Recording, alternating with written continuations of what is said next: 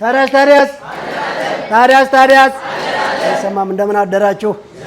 እስኪ አንድ ጊዜ ማንኛውንም ፕሮግራም ስንጀምር ዘወትር በዚህ ሰዓት የሚጀመረው ሚሊዮነሮች መንገድ በ2 ዓመት ብቻ ሚሊዮነር የምንሆንበት ቢዝነስ ፕሮግራም ከመጀመራችን በፊት በማንኛውም ስራ፣ በማንኛውም ሰዓት፣ በማንኛውም ሃይማኖት የ1 ደቂቃ የህሊና ጸሎት ያስፈልገናል። አንድ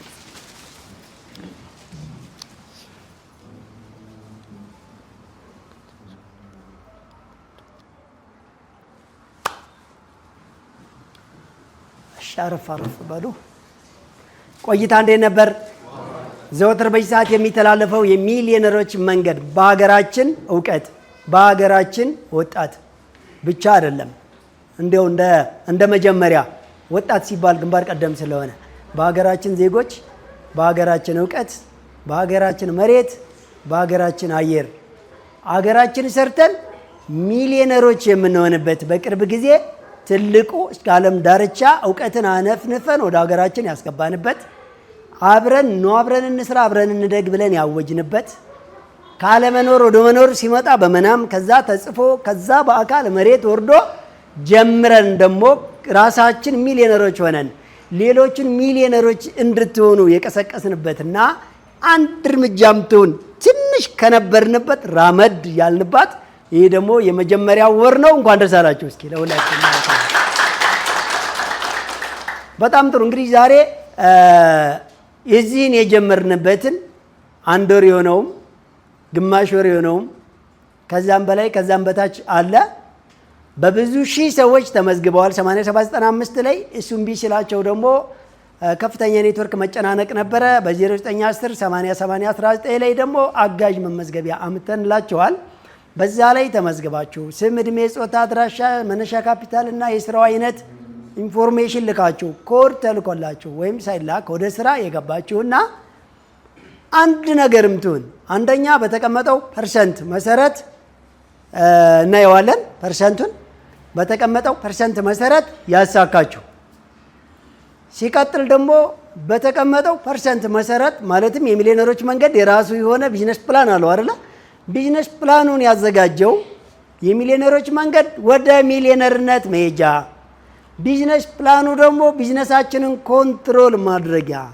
ብዙ ደክመን ብዙ ጥረን ብዙ ተምረን ብዙ ደክመን ውጤታማ ያልሆንበት ርቀት ያሰብነውን ያክል ያልሄድንበት ከባድ የሆነብን ብዙ ገንዘብ ሊያስፈልገን የቻለው ብዙ ዓመት ሊፈጅብን የቻለው የዛን ያክልም ለውጥ ያላመጣንበት ወይም ደግሞ ሲጀመር አብዛኛው ሰው ወደ ስራ ያልገባበት ምክንያት ቢዝነስ ፕላን ስለሌለን ነው ብለናል። ለነጋዴውም፣ ለተቀጣሪውም፣ ለአርሶ አደሩም፣ ለአርብቶ አደሩም፣ ለማኑፋክቸሪንግ ኢንቨስትመንቶችም አጠቃላይ ቢዝነስ ፕላን አለመኖሩ የትም ባክነን እንድንቀር አድርጎናል። ቢዝነስ ፕላን ልንገራችሁ ኢኮኖሚያዊ ቀውስ ብቻ አይደለም ያመጣው። ኢኮኖሚያዊ ቀውስ፣ ፖለቲካዊ ቀውስ፣ ሃይማኖታዊ ቀውስ፣ ስነልቦናዊ ቀውስ፣ በጣም ብዙ ቀውስ ያመጣል። ለምን ካላችሁ በእቅዳችን ልክ ካልሄድን ነገሩ ይበላሽና አቋማችንን ያወርደዋል። እንድንከዳዳ ያደርገናል። እንድንዋጋ እንድንፋጅ ያደርገናል። እንዳንተማመን ያደርገናል።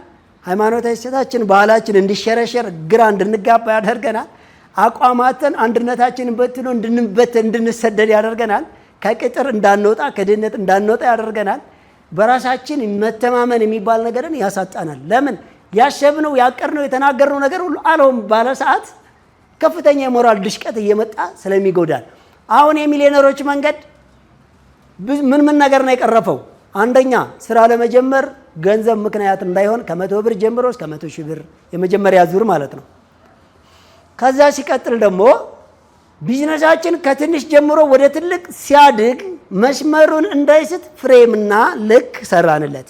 በየወሩ አንድ የሆነ መነሻ ካፒታል ስንት ፐርሰንት ነው መተረፍ ያለበት? ከዛ በላይ ከመጣ ቀሪውን ገንዘብ በማስቀመጥና የሚቀረው ላይ ለማካካስ፣ ከዛ በታች ከመጣ በሚቀጥለው ወር ቶሎ ብሎ ያንን ለማስተካከል በመሞከር ያንን ቁጥር ሳናጎድል ያንን ቁጥር ብቻ እየተጫወትን ከሄድን የስኬት ድራማ ወይም የባህል ጨዋታ ነው ያልናችሁን እውን የምናደርገው የዛን ጊዜ ነው።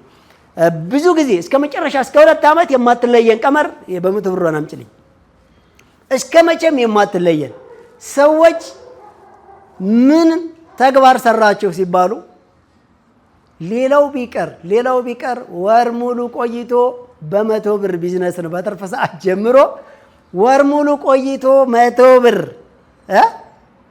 ብር ሰርቶ 200 ብር ማምጣት ያቅታል አያቅትም? በቃ አይ እኔ አቅሜ ከዛ በላይ ነው ካልን ብቻ ነው ወደ ላይ የምንወጣው። ከዛ በላይ አቅም አለኝ ካላልን ግን ግድ የላችሁ።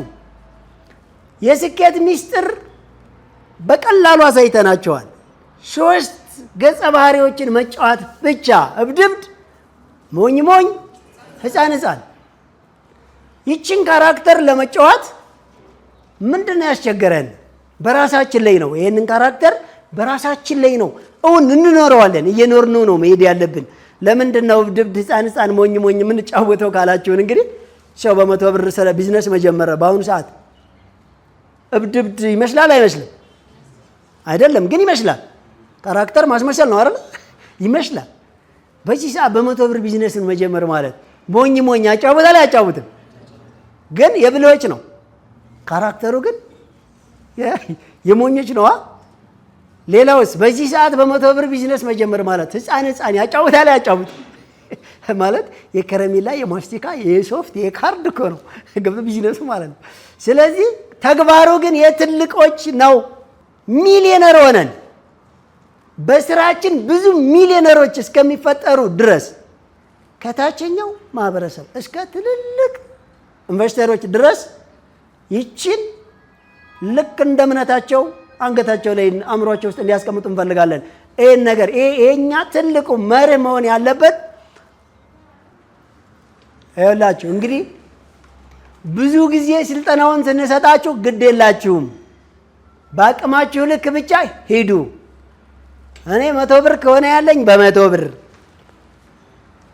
500 ከሆነ ያለኝ በ500 ብር፣ 1000 ከሆነ ያለ በ1000፣ 5000 ከሆነ በ5000፣ 10000 ከሆነ በ10000፣ 20000 ከሆነ በ20000፣ 30000 ከሆነ በ30000፣ 40000 ካለኝ በ40000፣ 50000 ካለኝ በ50000፣ 60000 ካለኝ በ60000፣ 70000 ካለኝ በ70000።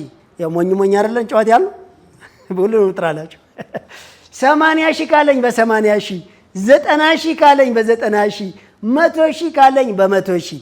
ከ100,000 በላይ ግን አትሂዱ ያልነው እዚህ ጋር በደንብ ምክንያቱን ነግራችሁና ከዛ ያመጣናትን አንድ ብለውጥ ብትሆን ዛሬ እናንተ ተራ ስለሆነ እዚች መድረክ ላይ እየመጣችሁ ያሳካችሁትን ያደረጋችኋትን የሄዳችሁባትን አንድ እርምጃም ብትሆን ለውጥ ከአንድ ስለሚጀምር ለቀሩት እህትና ወንድሞቻችን እንዲማሩበት እንዲያውቁት፣ እንዴት ነው የሚጀመረው፣ ከዛስ እንዴት ነው የሚቀጥለው፣ ከዛ በዚህ እየቀጠለ ሲሄድ የት ነው የሚደርሰው የሚለውን በደንብ ግልጽ እንድታደርጉልን ጋብዛችኋለሁ። ሁላችሁም ሬዲ።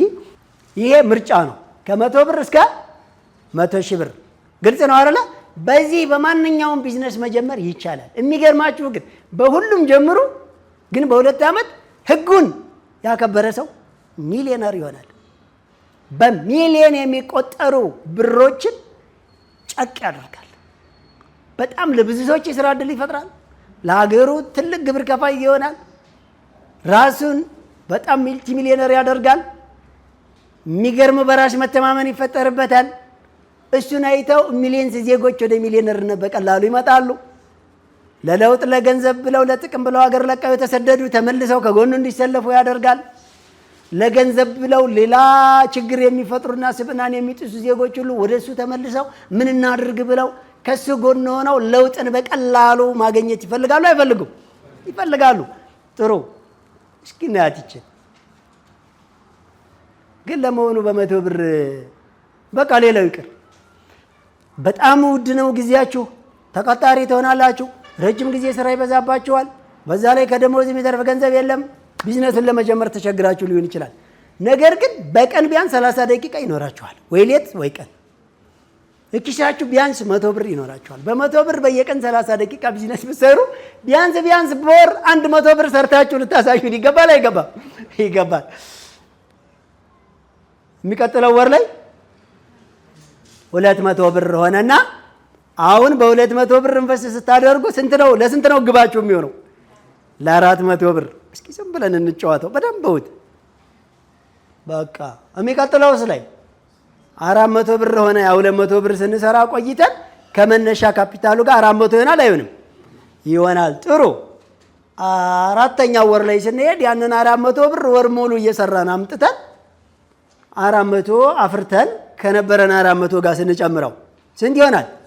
800 ብር። እዚህ ጋር በደንብ ለያዛችሁና ይሄንን የምትሰሩት ከወጪ ቀሪ 100% ትርፏን እያመጣችሁ ነው የምትጨምሩት። ሰፊውን ሰዓት ለመበሉት፣ ለምትጠጡት፣ ለተለያየ ንጽህና መጠበቂያና አስፈላጊ ቁሱ የሚሆናችሁ ነገር በሰፊ ጊዜው ትራዲሽናል ማለትም የተለመደውን ስራ እየሰራችሁ ይችን ግን በትርፍ ሰዓት እየሰራችሁ ነው የምገነቡት። ግልጽ ነው። ቀላል እንዳይመስላችሁ። አንድ ሊስትሮ አንድ አፍታ 4 ሰዎችን ጫማ ጠርጎ ይህን 100 ብር ሊያመጣው ይችል ይሆናል። ነገር ግን ከቢዝነስ ፕላን ውጪ ከሆነ ነገም ከነጎዲያም የዛሬ 8 ዓመት የምታውቁት ሊስትሮ የለም? እሺ 4 ዓመት፣ እሺ 2 ዓመት፣ 1 ዓመት በደንብ የምታውቁት እንዳለ ተስፋ አደርጋለሁ። ግን ቢዝነስ ፕላን ስለሌለው በቀን 100 ብር ለሱ ምንም ነው፣ ይሰራዋል እኮ። ነገር ግን ቢዝነስ ፕላን ስለሌለው አሁንም 100 ብር ፈላጊ ነው። ሰኞ፣ ማክሰኞም፣ ሮብም፣ ሐሙስም፣ ዓርብም ከዛስ መስከረምም፣ ጥቅምትም፣ ታህሳስም፣ ማነው ዳርም፣ ታህሳስም፣ ጥር፣ የካቲት እያለ ይቀጥላል። ሳምንት እስከ ሳምንት፣ ወር እስከ ወር፣ ዓመት እስከ ዓመት እንደዚሁ ዘመን ተሻጋሪ የሚሆነው ይቺን ሲስተም ካልተከተልን ነው። ይቺ ሲስተም የባህል ጨዋታ ነች፣ ግን ሚሊዮነር ታደርጋለች። ምን ነው ከባዱ? እኛ እኮ እስከ ዓለም ጥግ ድረስ ይሄድ ነው የተለየ እውቀት አለ ብለን እንጂ እውነቱን እንንገራችሁ ተመልሰን ቢዝነስ ፕላኑን የሰራ ነው እዚሁ ነው። ለዛ ነው ሰውዬ ያንጋጠጠ ድምፁን በጣም እያወጣ ሲጸልይ ያየውና ለምንስ ወደ ሰማይ ታንጋጥጣለህ? ለምንስ ትጮኻለህ? ሲለው ፈጣሪ እንዲሰማኝ አለ። ኧረ አባቴ ፈጣሪ ከዓይን ቅንድብ ይቀርባል። ማንኛውም ሰው የመረጠው ስራ ራሱ ነው አይደለም? ራሱ ነው። ከዚህ ውስጥ ካፒታሉን የመረጠው ራሱ ነው አይደለም? ራሱ ነው። ስለምንስ ከበደን አላችሁ? ከከበዳችሁም ጥፋተኛ ማን ነው? ራሳችሁ ናችሁ። በእርግጥ የሚሊዮነሮች መንገድ ገና ብዙ ያላሳካላችሁ አለ። እሱም የዴሊቨሩ አዲስ ነው ገና ክሬት የተደረገው። የ8795 ኤስኤምኤስ ሲስተሙ በጣም ክራውድ ነበር። አሁን ነው ወደ ክላውድ ሄዶ የተስተካከለው። ሌላኛው አሁንም የዴሊቨር ሲስተሙ እኛ ላይ ነው ሙከራ እያደረግን ያለ ነው። ይህን ሰሞን ግን ጠቅላላ ያለቀ ነው። ለእናንተ ንብረት የእናንተን ገበያ ሁሉ እንዳለ ማስተዋወቂያና መሸጫ ሊደረግ ነው። ኦልሬዲ እየጨረስን ነው፣ እናበስራቸዋለን። ከዚያ በዘለለ የባንክ አካውንት መክፈቱ፣ የዲጂታል ማድረጉ፣ እንቅስቃሴው፣ ግብይቱን ራስ በራስ የመገበያየቱ፣ የግብይት ትስስር መፍጠሩ፣ ካሽ ለሚያጥራችሁ በቼክ የመገበያየት ነፃነቱ፣ እነኛን ሁሉ እያንዳንዱ ነገር የምንሄደው ብቻችንን ሳይሆን ከትልልቅ ካምፓኒዎች ጋር ፓርትነር ሆነን ስለሆነ እነሱ ደግሞ እንደኛ ረጅም ዓመት ስላልሄዱበት እያስተካከሉ እያመቻቹ እያንዳንዱን ነገር እየጨረሱ ስለሆነ ልክ እነሱ ጨርሰው ገና ደግሞ እሱን ስናመጣላችሁ የበለጠ ትሮጣላችሁ። ነገር ግን አሁን እስካሁን የጀመራችሁ ሰዎች በዚህ ወር ላይ ምንም አይነት ውጤት ይሁን ከባዶ ውጭ አንድ እርምጃም ቢሆን የሄዳችሁ ሰዎች እናንተን ቃላችሁንም ስራችሁንም ስማችሁንም ፎቶአችሁንም የሚሊዮነሮች መንገድ መሰረት የኢትዮጵያ ባለውለታ የመጀመሪያዎቹ ምን እንበላችሁ የድህነትን ቦምብ አምካኝ ነው የምንላችሁ። ገብታችሁ አላረለ ልክ። ስለዚህ እናንተ ዛሬ ያደረጋችኋትን ያመጣችኋትን አንድ ለውጥ አንድ ሳይሆን 2 ሳይሆን 5 ሳይሆን ጠቅላላ ይሁን እሺ፣ አይመለከተኝም። ግን ፍላጎቱ ላለው ሰው ብቻ እዚህ ጋር እየመጣችሁ ምን ታረጋላችሁ ማለት ነው? ስም፣ እድሜ፣ ጾታ፣ አድራሻ፣ የስራው አይነት፣ መነሻ ካፒታል፣ ከዛስ ያመጣችኋትን ለውጥ ትነግሩናላችሁ። 1 ትሁን 2 ትሁን ሙሉ በሙሉ አሳኩት እላፊ የሚሄዱ በሚገርም ሁኔታ እላፊ የሄዱ ብዙ ልጆች ሁሉ አሉ። በጣም ደስ የሚለው ማለት ነው። ስለዚህ እናንተ እናደርግላችኋለን። ነገር ግን እናንተ መጣችሁ እዚህ ጋር ያመጣችኋትን ውጤት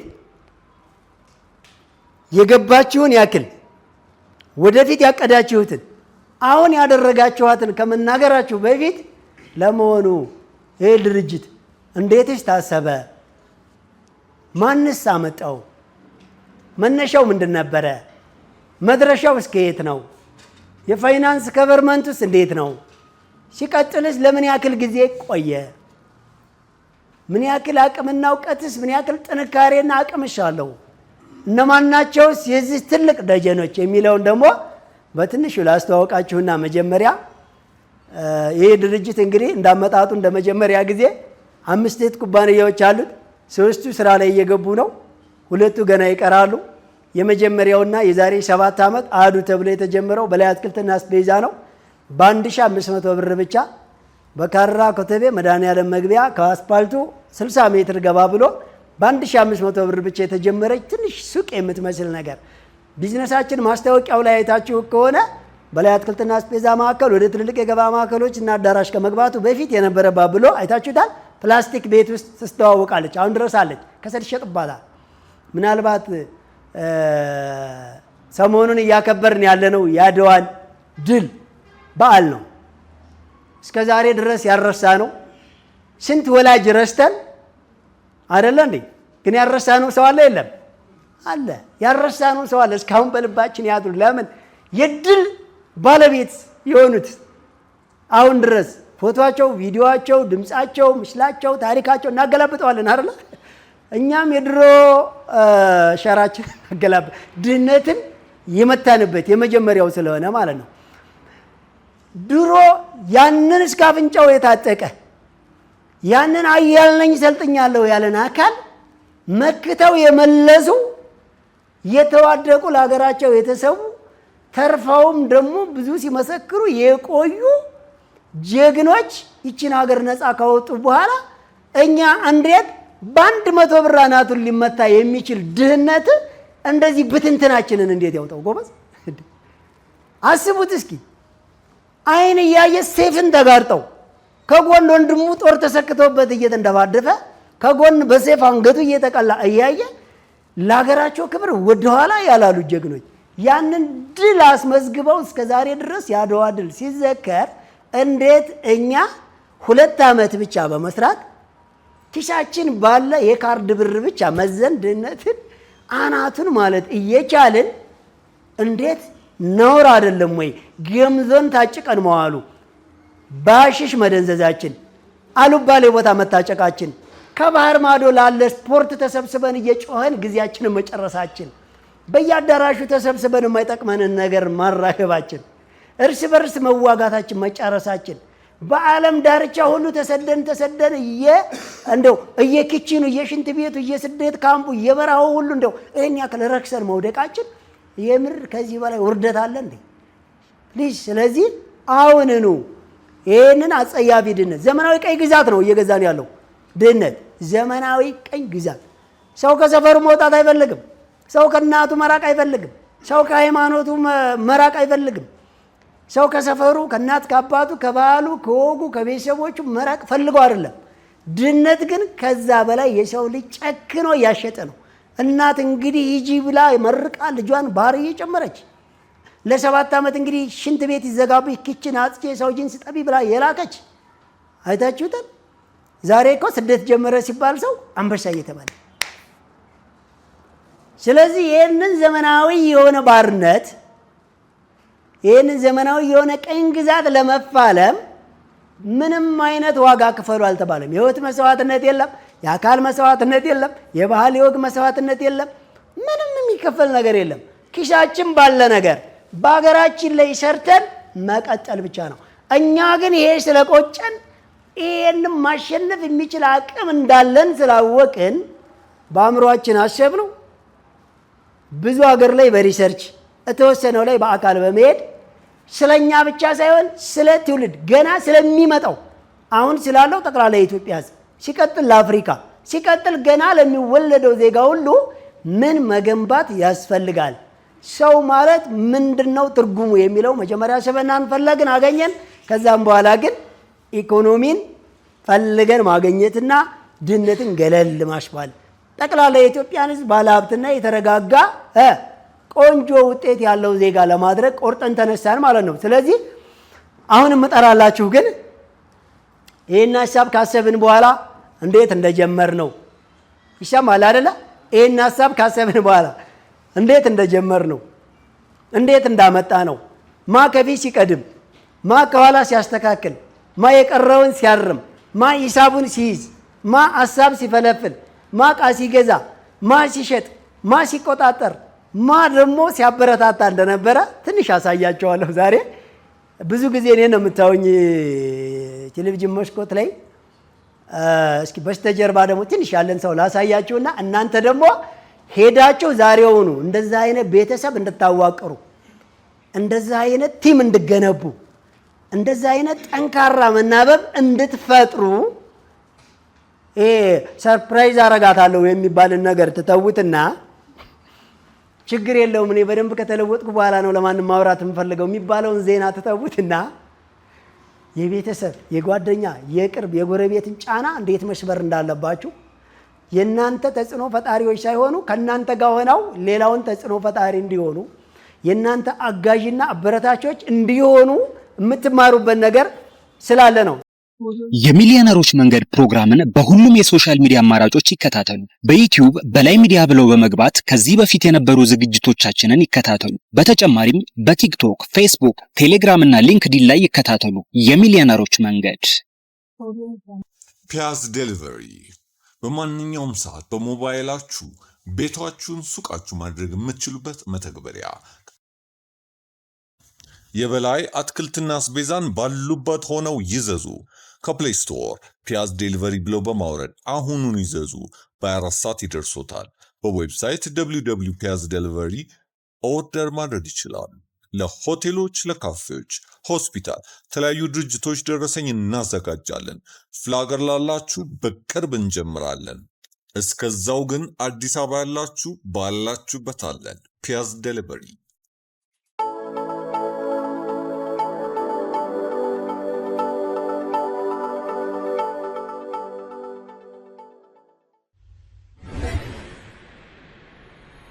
ኪያን አንድ ጊዜ ወደዚህ በጭብጨባ ትልኩን ያላችሁ ባለቤቴ ነች። የዚህ ድርጅት ጽንሰ ሐሳብ ሲመሰረት ጀምሮ በደንብ ይኸው እዚህ እስከምትመጣ ታጨበጭቧታላችሁ። እዚህ በቃ ካላለች አይቻልም። በዚህ ጭብጨባማ እንደውም እዛው ነው።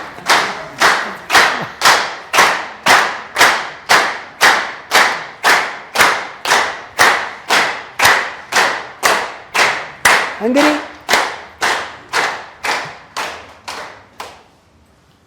እኔ ልናገር ወይስ ትነግሪያቸዋለሽ? ሸምሽ ንገራቸው። ኪያ እባላለሁ። ያው ብዙ ጊዜ ተናግሬያለሁ መድረክ ላይ ባልወጣም። ትዳር አይሰማም ምስጢር ነው ወይ?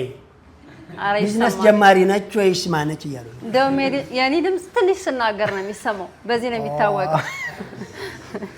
እንዴት አደራችሁ? እሺ የኪያ ንግግር አስቆምና እኔ ትንሽ አውርቼ ያወራሉ። ኪያ ማለት ባለቤቴ ነች። መጀመሪያ የበላይ አትክልትና አስቤዛ ይህንን ድርጅት ሰፖርት ከማድረጉ በፊት 5 ፕሮጀክት ነው ያለን ብለናቸዋል። አትክልትና አስቤዛ ማዕከል፣ ከዛ የሚሊዮነሮች መንገድ የሚዲያ ፕሮጀክት፣ ከዛ የአግሮ ኢንዱስትሪ የገጠር እርሻ ልማት ኢንቨስትመንት በትልቁ፣ ከዛ ሲቀጥል በግባችን ውስጥ ያለ ኢትዮጵያን በሙሉ እየፈለሱ ገንዘብ ያለው ወይ ከተማ ነዋሪ ወደ ከተማ መግባት ሳይሆን ገጠሩን ሁሉ የንጹህ መጠጥና የኤሌክትሪክ ፍጆታ እንዲሁም ደግሞ መሰረታዊ የኔትወርክ የአስፓልት የምናምን የሚባሉትን አርሶ አደሩ ራሱን ችሎ ሰፈሩን ከተማ የማድረግ ፕሮጀክት ደግሞ አለን። የውብ ከተማ ስታንዳርድ 4ኛው ፕሮጀክታችን ነው። ሌላው ደግሞ የግድብ ኢንተርናሽናል የግድብ ፕሮጀክት ነው። እስካሁን በዓለም ላይ በግለሰብ ተሰርቶ የማያውቅ አንድ ፕሮጀክት አለን። ደስ የሚለው ከሚሊዮነሮች መንገድ ጋር አብረን ነው እሱን የምንገነባው፣ ብቻችንን አይደለም። እያንዳንዱ ቅዳችን እርምጃችን ማን ይዘን እንዴት የሚለውን እናንተ ጋር ከመድረሳችን በፊት የመጀመሪያዋ ከኔ ጎን ያለችው የዚህ ትልቅ ፕሮጀክት አጀንዳ ካለመኖር ስንጽፍ አድረን ከአእምሮ ውስጥ ወደ ጽሁፍ ከጽሁፍ ወደ መሬት ሲመጣ ጀምሮ ኪያ ነች። ግን የኪያ አጋዥና ከኪያ በስተጀርባ ደግሞ ትልቅ ፓወር፣ ትልቅ ጥንካሬ፣ ትልቅ አለይታ ደግሞ አንድ ሰው አለ። አዩን ጠራላችኋለሁ። ወድረክ አንዴ ጋብዝልኝ። ቻ ለዚህ ነው ማይክም ሰጥ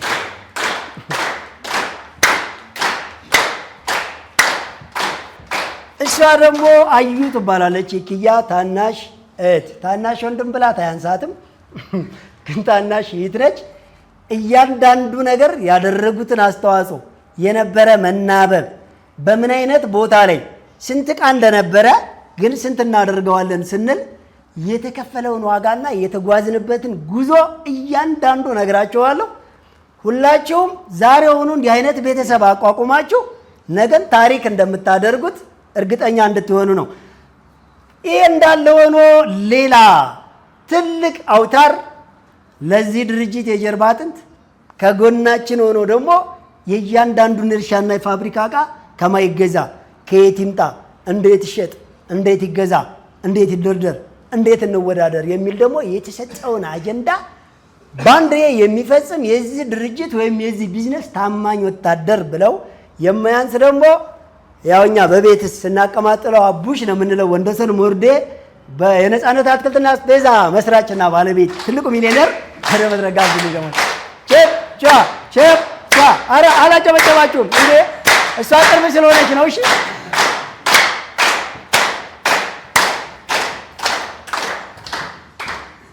እንግዲህ የሚሊዮነሮች መንገድ ከራስ አልፎ ለሀገር ከሀገር አልፎ ለአፍሪካ እንተርፋለን ስንል እንደው በዜና በስፒከር በቴሌቪዥን መስኮት በሶሻል ሚዲያ ጮኸን ገለል ለማለት ሳይሆን ፍልስፍና ሞቲቬሽናል ስፒከር ብቻ ሳይሆን በተግባር እኛ የኖርነውን እኛ የሰራነውን ልናሳያችሁ የመጣ ነው። ከዛሬ 9 ዓመት በፊት ጥናት ላይ የነበረ ለ5 ዓመት ከሌላ ድርጅት ጋር ከተሰራ በኋላ ለ1 ዓመት ተኩል ጥናት ሲሰራበት ቢዝነስ ፕላኑ ለ10 ዓመት ተሰርቶ 5 ፕሮጀክቶችን እናሳካለን። ነገር ግን ሁለተኛው ላይ ስንደርስ ብዙ ኢትዮጵያኖችን ማካተት አለብን፣ ቤተሰብ ብቻ አይደለም ብለን እስካሁን ለ8 ሰዎች ሚሊዮነር ለመሆን ከበቃን በኋላ አሁን ደግሞ ወደ 1.5 ሚሊዮን ዜጎች እንድንመጣ ከመደረጉ በፊት በ1500 ብር ቢዝነሱ ሲጀመር የነበሩ ናቸው። እነዚህ ሰዎች እንግዲህ ወንደሰን ሞርዴ ማለት የኔ ታናሽ ወንድም ነው። እሷ ደግሞ ኪያ ባለቤቴ ስትሆን አዩ እሸት ማለት ደግሞ የኪያ ታናሽ እህት ነች። ስለዚህ ጦርነቱን የጀመርነው ከየት ነው? ከቤታችን ነው። ገብቷችኋል? ዘመቻውን መጀመሪያ ከራሳችን ነው የጀመርነው ማለት ነው። ከራሳችን ነው መጀመሪያ የጀመርነው። አጠገባችንን ያለን ሰው አላምን ሲል በነገራችን ላይ ይህንን ፕሮጀክት ለመቀበል በጣም ተቸግረው ወንደሰን ሞርዴ ማለት ወደ 3 ጊዜ ከድርጅቱ ይሄ ነገር ከባድ ነው፣ ኢትዮጵያ ውስጥ ይህንን መተግበር አስጨናቂ ነው ብሎ ለ3 ጊዜ ካቋረጠ በኋላ እየተመለሰ መጥቶ በመቀላቀል ለድል በቅቷል። አዩ ለ2 ጊዜ ከዚህ ድርጅት ካቋረጠች በኋላ እንደገና በስተጀርባ ሆነው ሲያዩት እንቅስቃሴያችን አይቆምም። ይኸውላችሁ በ100 ብር አሁን በወር 100 ብር ሰርታችሁ ብታሳዩት ቤተሰብ ትልቅ ድል ነው ብሎ ያምናል። ሁለተኛው ወር ላይ 400 ብር፣ ሶስተኛው ወር ላይ 800፣ ከዛ 1000፣ ከዛስ ምን እያለ ይመጣል? እንዴ ይሄ ነገር ነው እንዴ? ህይወት አለው እንዴ? ላግዛት በማለት ተመልሰው እንደገና በነገራችን ላይ ውድ የሆነ ጊዜያቸውን ነው እኛ ጋር የጨረሱት። የልጅነት የወጣትነት እንኳን አይደለም ገና የልጅነት እሱ ከኮሌጅ ነው ያቋረጠው። እሷ ደግሞ ከ11ኛ ክፍል ነው። ማቋረጥን እየመከርን አይደለም። ከዚህ በኋላ እነኚህ ሰዎች ከዓለም ጥግ ድረስ ፍልስፍና መማር ይችላሉ አይችሉም? ሁሉም ሚሊዮነሮች ናቸው በነገራችን ላይ ያድንቋቸዋል። ስለዚህ እስኪ ኪያ ታውራና እንዴት 1-2 ቃል እሷ በአንድ ቃል 10 አረፍተ ነገር ማውራት ትችልበታለች። እንደኔ አታረዝምም። ሁሉም እንደዛ ናቸው እያስባለሁ። ነገር ግን እስኪ ሲጀመር የነበረና አሁን የደረስንበትን እና ለእናንተ የምሰጣችሁን የቤት ስራ እስኪ ከኪያ እንስማ። በደንብ ድምጽሽ ከፍ አድርጊና። እሺ አመሰግናለሁ። ያው ሲጀመር ምንም ነገር ሲጀመር አልጋ ባልጋ የለም። ፋይቲንግ አለው፣ ያስቸግራል። ስለዚህ ስንጀምር እንደ ጥናቱ እንደ መጽሐፉ ቀላል አይደለም፣ ብዙ ዋጋ ተከፍሎበታል። ነገር ግን ከዋጋ በኋላ የሚመጡ ነገሮችን አስቀድመን ስላዘጋጀናቸው ለሚመጡ ነገሮች ሁሉ መሰናክሎች ሁሉ ያዘጋጀነው ነገር ዝግጁ ስለሆነ እነዛን ነገሮች እንድንጋፈጥ ያደረገን ሲጀመር በ1500 ብር ነው የተጀመረው። የመጀመሪያ ቀን ሚዛን እንኳን የለንም። ሚዛን እንኳን ከጎረቤት መንገድ ላይ የሚሸጡ ሰዎች በአጋጣሚ እለቱ የበዓል ቀን ነበረ፣ 27 ነበረ። የዚያን ቀን ልንጀምር የቻልነው ማለት ነው። ከዛ በፊት አንድ ሳምንት ተዘግቶ ቆይቷል ተከራይተ ነው። እናንተም ይሄ ነገር ሊያጋጥማችሁ ይችላል እንደ መማሪያም ስለሚሆናችሁ ማለት ነው። ለአንድ ሳምንት የተዘጋበት ምክንያት ያው ካፒታሉ 1500 ብር ነው። 1500 ብር ምን ይደረግበት የሚል ትሬኒንግ ነበረ ቤታችን ውስጥ። እንደናንተ ብዙ ባንሆንም ባለነው ሰዎች ትሬኒንግ እየተሰጣጠን ምን መደረግ አለበት የሚለውን ቅድሚያ እያዘጋጀን ነበር። ከዚያ በኋላ ግን በእለቱ በ27 ወይም በዚያን ቀን ምንም አይነት ሚዛን ስላልነበረን ጎረቤት ሐዋሰን የዛን ቀን ጎረቤት ያደረግነው ሰው እኔ ነበርኩ ስሸጥ ያልኩት። ሱቋ በትንሿ ተከፍታለች። ስለዚህ እነኛን የቀን ሽያጫችንን ሸጠናል። ስንት ሸጣችሁ ብትሉኝ አሁን አልያስኩትም አጀንዳ ላይ ያለ። ግን የዛለት ምንድነው የጅማሬ የስኬት መጀመሪያ ቀን ነው። አላተረፋችሁም ወይ? የዛለት ትርፉን ልናስብ አንችልም። ምክንያቱም መክፈቱ በራሱ መጀመሩ በራሱ ትርፍ ነው ብለን ስለምናስብ። ከዚያ በኋላ የሚመጡ ብዙ አይነት ቻሌንጆች አሉ። ተጀመረ ኦሬዲ በ27 ተጀመረ። ከዛ እኛ ቤት ማቆም የለም። ከተጀመረ ተጀመረ ነው። ምንም ነገር ስንጀምር የመጣው ቻሌንጅ ይመጣል እንጂ መቀጠል ነው። ባለው ነገር መቀጠል ነው። ስለዚህ ቀጠልን። ከዛ ሚዛን ወደ መዋስ አልተገዛም። ሚዛን ኦሬዲ እየሰራን እያለንም አልተገዛም። ሌላ አካል አበደረን ሰጠን እየሰራን እያለን። ከዛ ከትንሽ ጊዜ ቆይታ በኋላ ነው ሚዛን የራሳችን ልንገዛ የቻልነው ማለት ነው። እንደዛ እያሉ ሁሉ ከስተመሮች ይመጣሉ። በትንሹ ነው የከፈትነው። ለምን እቃ የለንም። ብዙ እቃ ያሉን የተወሰኑ እቃዎች ናቸው። ሰው የማናውቀው እቃ አለ። ኢቭን ሰው መጥቶ ሲጠይቀን ምንድነው ደግሞ ይሄን አታውቁትም እንዴ እስከ ማለት ሰው ብዙ ነገር ይላችኋል።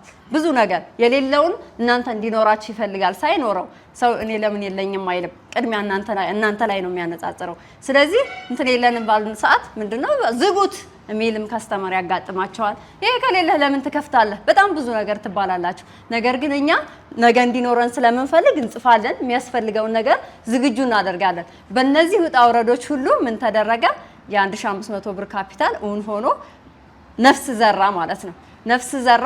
ብዙ ነገር አለ በመካከሉ ውጣ ወረዶች አሉ። እነሱ እንዳሉ ሆኖ ከ1500 ብር ዛሬ እዚህ ላይ ለመድረስ ችሏል ማለት ነው። አመሰግናለሁ።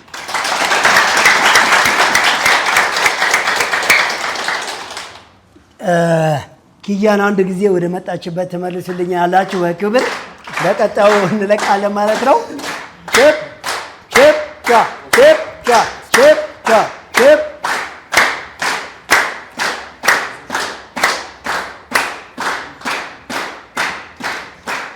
አሁን በመቀጠል አዩ በነገራችን ላይ ሚዛን የሰጠንን ሰውዬ አልረሳንም።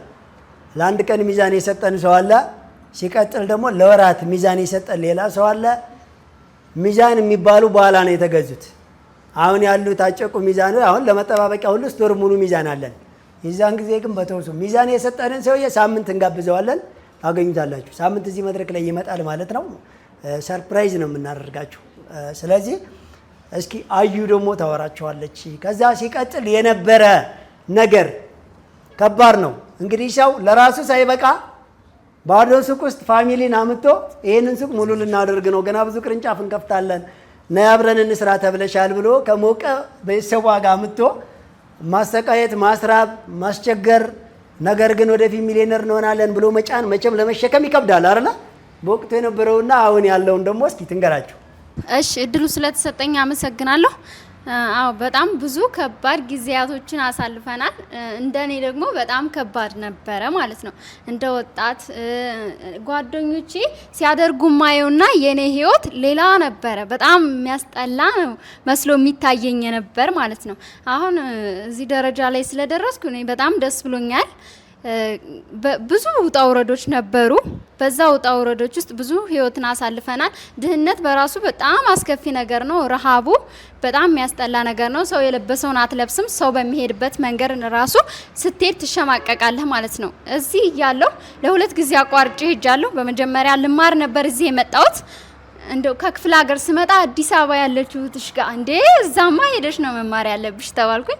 መጣሁ እዚህ በጣም አስከፊ ህይወት ነው ግን የገጠመኝ፣ ግን አልፎ እዚህ ላይ ደርሻለሁ። ያንን ህይወት አሁን አላስበውም፣ ግን እንደው ለእናንተ ለማካፈል ያክል ለእናንተ ብርታት ይሆናችሁ ዘንድ እንጂ ማወራችሁ ለእኔ አልፌ መጥቻለሁ። ከዚህ በኋላም ያ ነገር ያጋጥመኛል ብዬ በጭራሽ አላስበውም፣ ሲጀመርም አያጋጥመኝም። እና በጣም ብዙ ውጣ ውረዶችን ሳሳልፍ እንደ ወጣት በጣም ከባድ ነበረ። ሱቅ ውስጥም ስሰራ ብዙ ነገር አለ ብቻ እንዴት ብዬ ልግለጽላችሁ? ብዙ ተጽዕኖ ያድርባችኋል። እንደ ወጣት እንደ ልጅ ነኝ በዛን ሰዓት ጀመረ። አሁን እንደዚህ ሆኜ ብታዩኝም በዛን ሰዓት ደግሞ ከብዙ አመታቶች በፊት ነው። አሁን ነሽ እኮ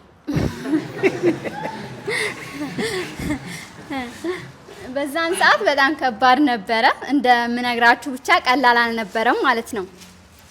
እና እዚህ ላይ ደርሻለሁ። ስማር እዚህ መጥቼ ስማር ብዙ ተጽዕኖ የደረሰብኝ ትምህርት ቤት እያለሁ ጫማዬ ሁሉ እነሱ 3-4 ጫማ በሳምንት ውስጥ ሳምንት ሙሉ በሳምንት ውስጥ 5 አይነት ጫማ ይለበሳል ማለት ነው። እኔ አንድ አይነት ጫማ ነው የምለብሰው። በዛን ሰዓት በጣም በሳጭ ነበር እና ድር ነበር። እንደገና ያንን ተውኩትኝና በቃ አቆማለሁ ብዬ እንደገና እንትን አልኩኝና እዛው ክፍለ ሀገር ሄጄ መማር ጀመርኩኝ። ከዛ ተመልሼ ደግሞ መጣሁኝ። እዛም ያስጠላል። በቃ ምንም ድሃ ሆናችሁ ሲጀመር ምንም መለወጥ አትችሉ።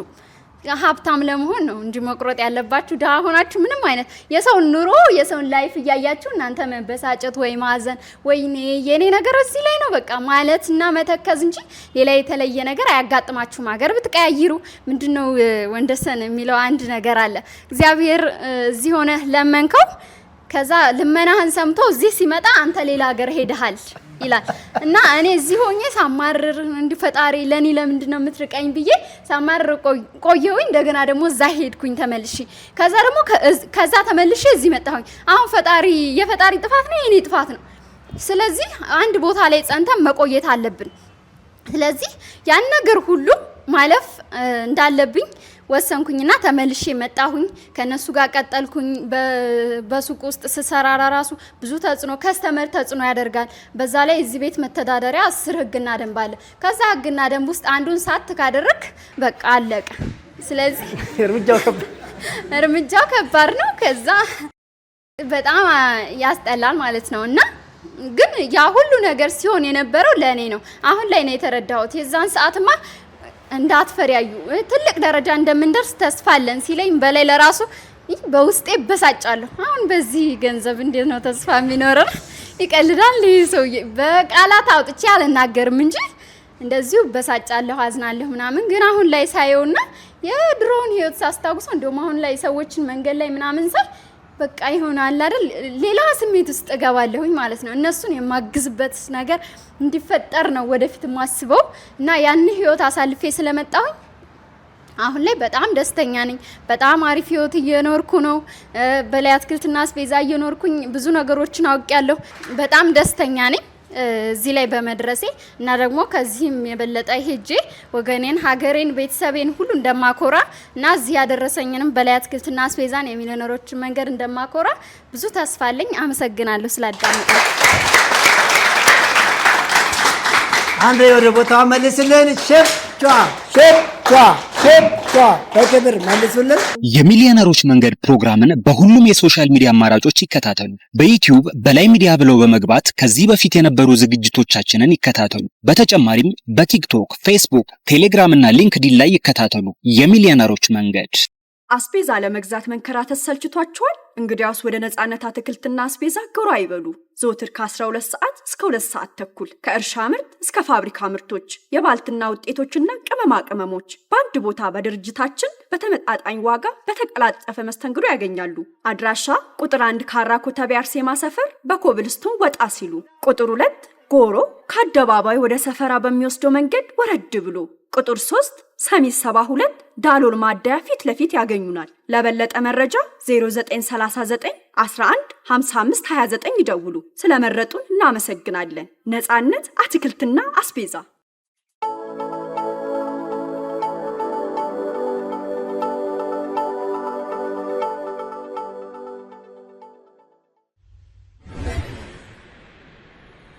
ያው ስመ ብዙ ነው። አሁን ደግሞ መኪና ብዙ፣ ማርኬት ብዙ ተብሏል። እኛ ቡሽ እንለዋለን። ወንደሰን ሞርዴ፣ ኤልያስ ሞርዴ ይባላል። በድርጅቱ ነፃነት አትክልትና አስቤዛ የሚስቱ ስም ነው በነገራችን ላይ።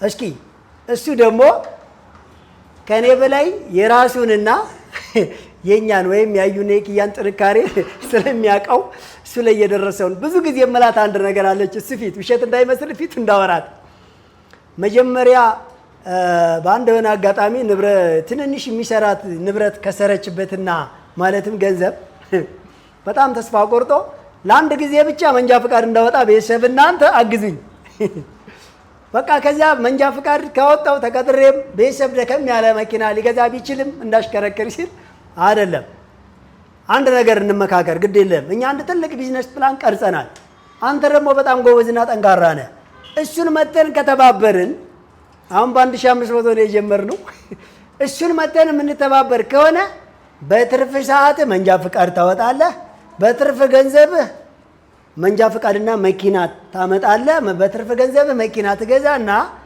በትርፍ ገንዘብህ መንጃ ፍቃድ ታወጣለህ በትርፍ ሰዓትህ መንጃ ፍቃድ ታወጣለህ በትርፍ ገንዘብህ መኪና ትገዛና የራስህን ድርጅት ማኔጅ ማድረግ ነው አንተ የሚጠበቅብህ እንጂ ጥገኛ የሰው ሹፌር ቤተሰብ ደካማ መኪና ሲገዛ ጠባቂ አይደለም አንተ ትልቅ ነገር ማድረግ ትችላለህ አይደለም ወይ ነው ትንሽ አስቦበት ወኔሽ ቆንጆ ነበር ግን በባዶ ነው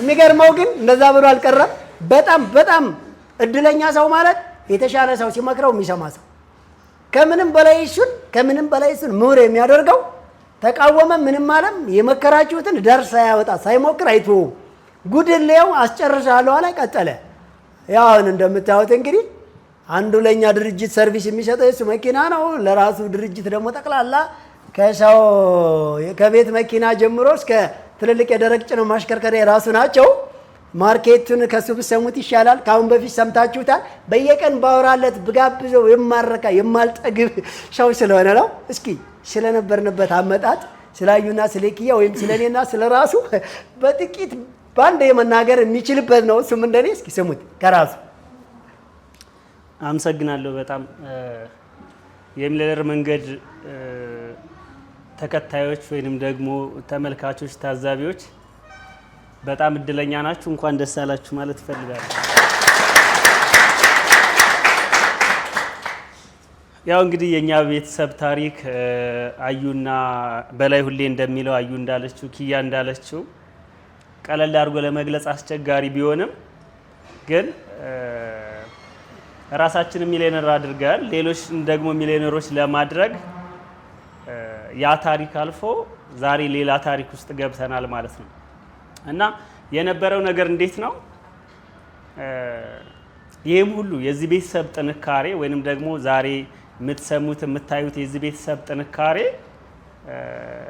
የበላይ ጥንካሬ ነው እኔ በራሴ ምናልባት 5% እንኳን አስተዋጽኦ አድርጌያለሁ ብዬ አላስብም ምክንያቱም ልታምኑት የማትችሉት ኢማጂን ልታረጉት የማትችሉት ልትገምቱት ይሆናል ብላችሁ ልታስቡት የማትችሉት ብዙ ነገሮችን ቀድሞ ያስባል ከዚህ በፊት እዚህ መድረክ ላይም በተለያዩ መድረኮችም ሚዲያ ላይ ባገኘሁት አጋጣሚ ሁሉ እንደተናገርኩት ምናልባት የሰማችሁ ድሉን ያገኛችሁ ካላችሁ የተለየ ተአምር ስለፈጠርን አይደለም የምናወራችሁ መነሻ ፖይንታችንን ስለምናስታውስ ነው ብዙ ትልልቅ ነገር የሰሩ ሰዎች አሉ እዚህ ሀገር ላይ ራሳቸው ብቻ አይደሉም ሌሎች ሰዎች ሊያወሩላቸው የሚገባ ትልልቅ ተአምር የፈጠሩ ሰዎች አሉ እነዛ ሰዎች ምናልባት የተነሱበት ቦታ ይለያይ ይሆናል የተነሱበት ጊዜ ይለያይ ይሆናል እኛ የደሃ ቤተሰብ ልጆች ነን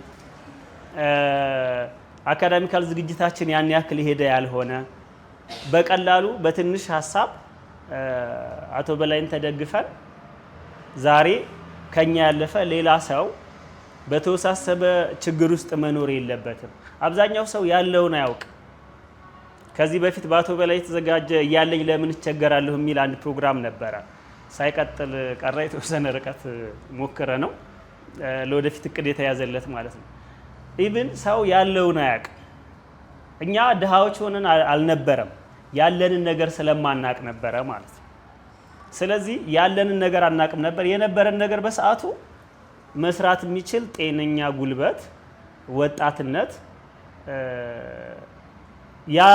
ያ ነገር በራሱ ወደ ገንዘብ እንደዚህ መቀየር የሚችል ነገር ነበረን የነበረንን ሳናቅ ግን ችግር ውስጥ ነበር ያ ወደ አረብ ሀገር መሄድ ታስብ ነበር አብረን እያለን አዩ አንዴ ትምህርት አንዴ ስራ ምናምን ተወዛገብ ነበር እኔም እንዲሁ ከተቻለ እንደው ባንዱ አቋራጭ በሱዳን ቦርደርም ቢሆን ከሀገር መውጣት ካልሆነ ደግሞ እንዲሁ ለጊዜውም ቢሆን የሆነ ነገር መሞካከር አቶ በላይ ጋር ግን የረጅም ጊዜ ሐሳብ ነበር ዛሬ የሚበላ ነገር ሳይኖረው ራት ሳይበላ ቁርስ ሳይበላ ስለ ነገ ሚሊየነርነት ቢሊየነርነት የሚያስብ እኔ ነብይ ብለው ማጋነን የማይሆንብኝ ሰው ነው እና የእያንዳንዳችንን ድክመት እንተዋወቃለን ቤተሰብ ውስጥ ግን የሁላችንም ድክመት በበላይ ትከሻ ላይ አርፎ ዛሬ ያንን ጊዜ መቀየር ችለናል እና ለዚህ ቤተሰብ ማስተላለፍ የምፈልገው መልእክት እኛ በሰዓቱ ያን ነገር ለበዓል ሴቶቹም ወንዶቹም እንዲህ ጸጉር መሰራት ልብስ መግዛት አናስበውም ነበር። ሰው ባለው ነገር ተቀባብቶ ከላይ ፈዳድሞ ምናምን አሳምሮ ሲወጣ እኛ ስራ ላይ ነበር።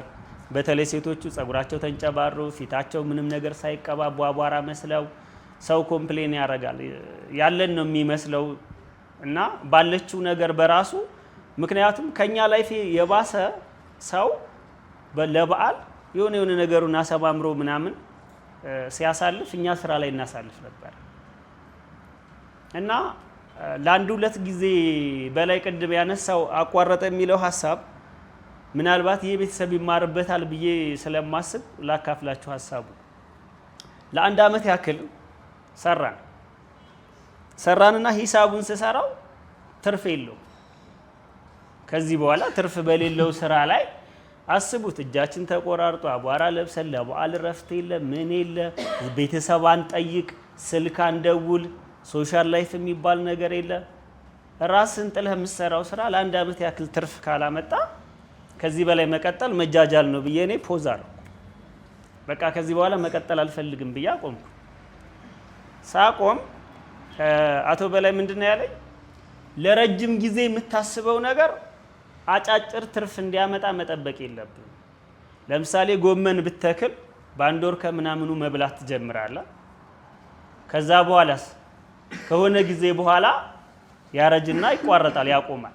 ማንጎ ብተክል ግን ረጅም ጊዜ ጠብቀህ ከዛ በኋላ ደግሞ የማይቋረጥ እና ወይንም ደግሞ ሰፊ ትርፍ ሊያስገኝ የሚችል ነገር መመገብ ትችላለህ። እንዲህ አይነት ኤግዛምፕል ነበር የሰጠው።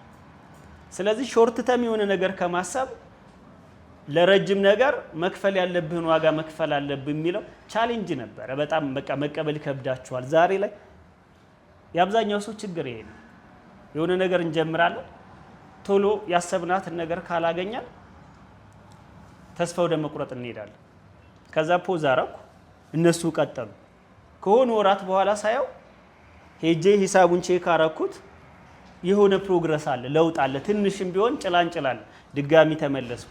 አሁንም በቀጣዩ ቅድም አዩ ስታነሳቸው የነበራቸው 10 የኛ ቤት መተዳደሪያ ህጎች በተለይ ለኔ ለወንድ ከባድ ነበር።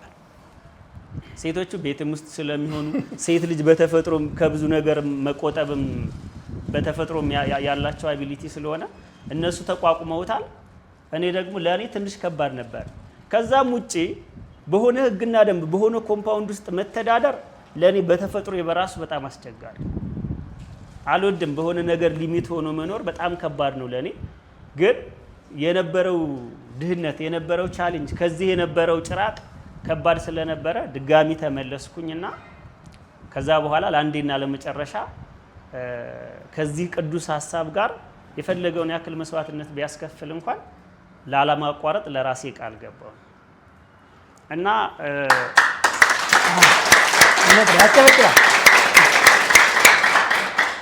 ያ ቃል ነው ዛሬ የሆነው። እውነት ነው። በጣም የሚገርመው ለራሴ ቃል ከገባሁ በኋላ መጀመሪያ ሁለት ሀሳብ ስለነበረኝ ነው የሚፈታተነኝ የነበረው።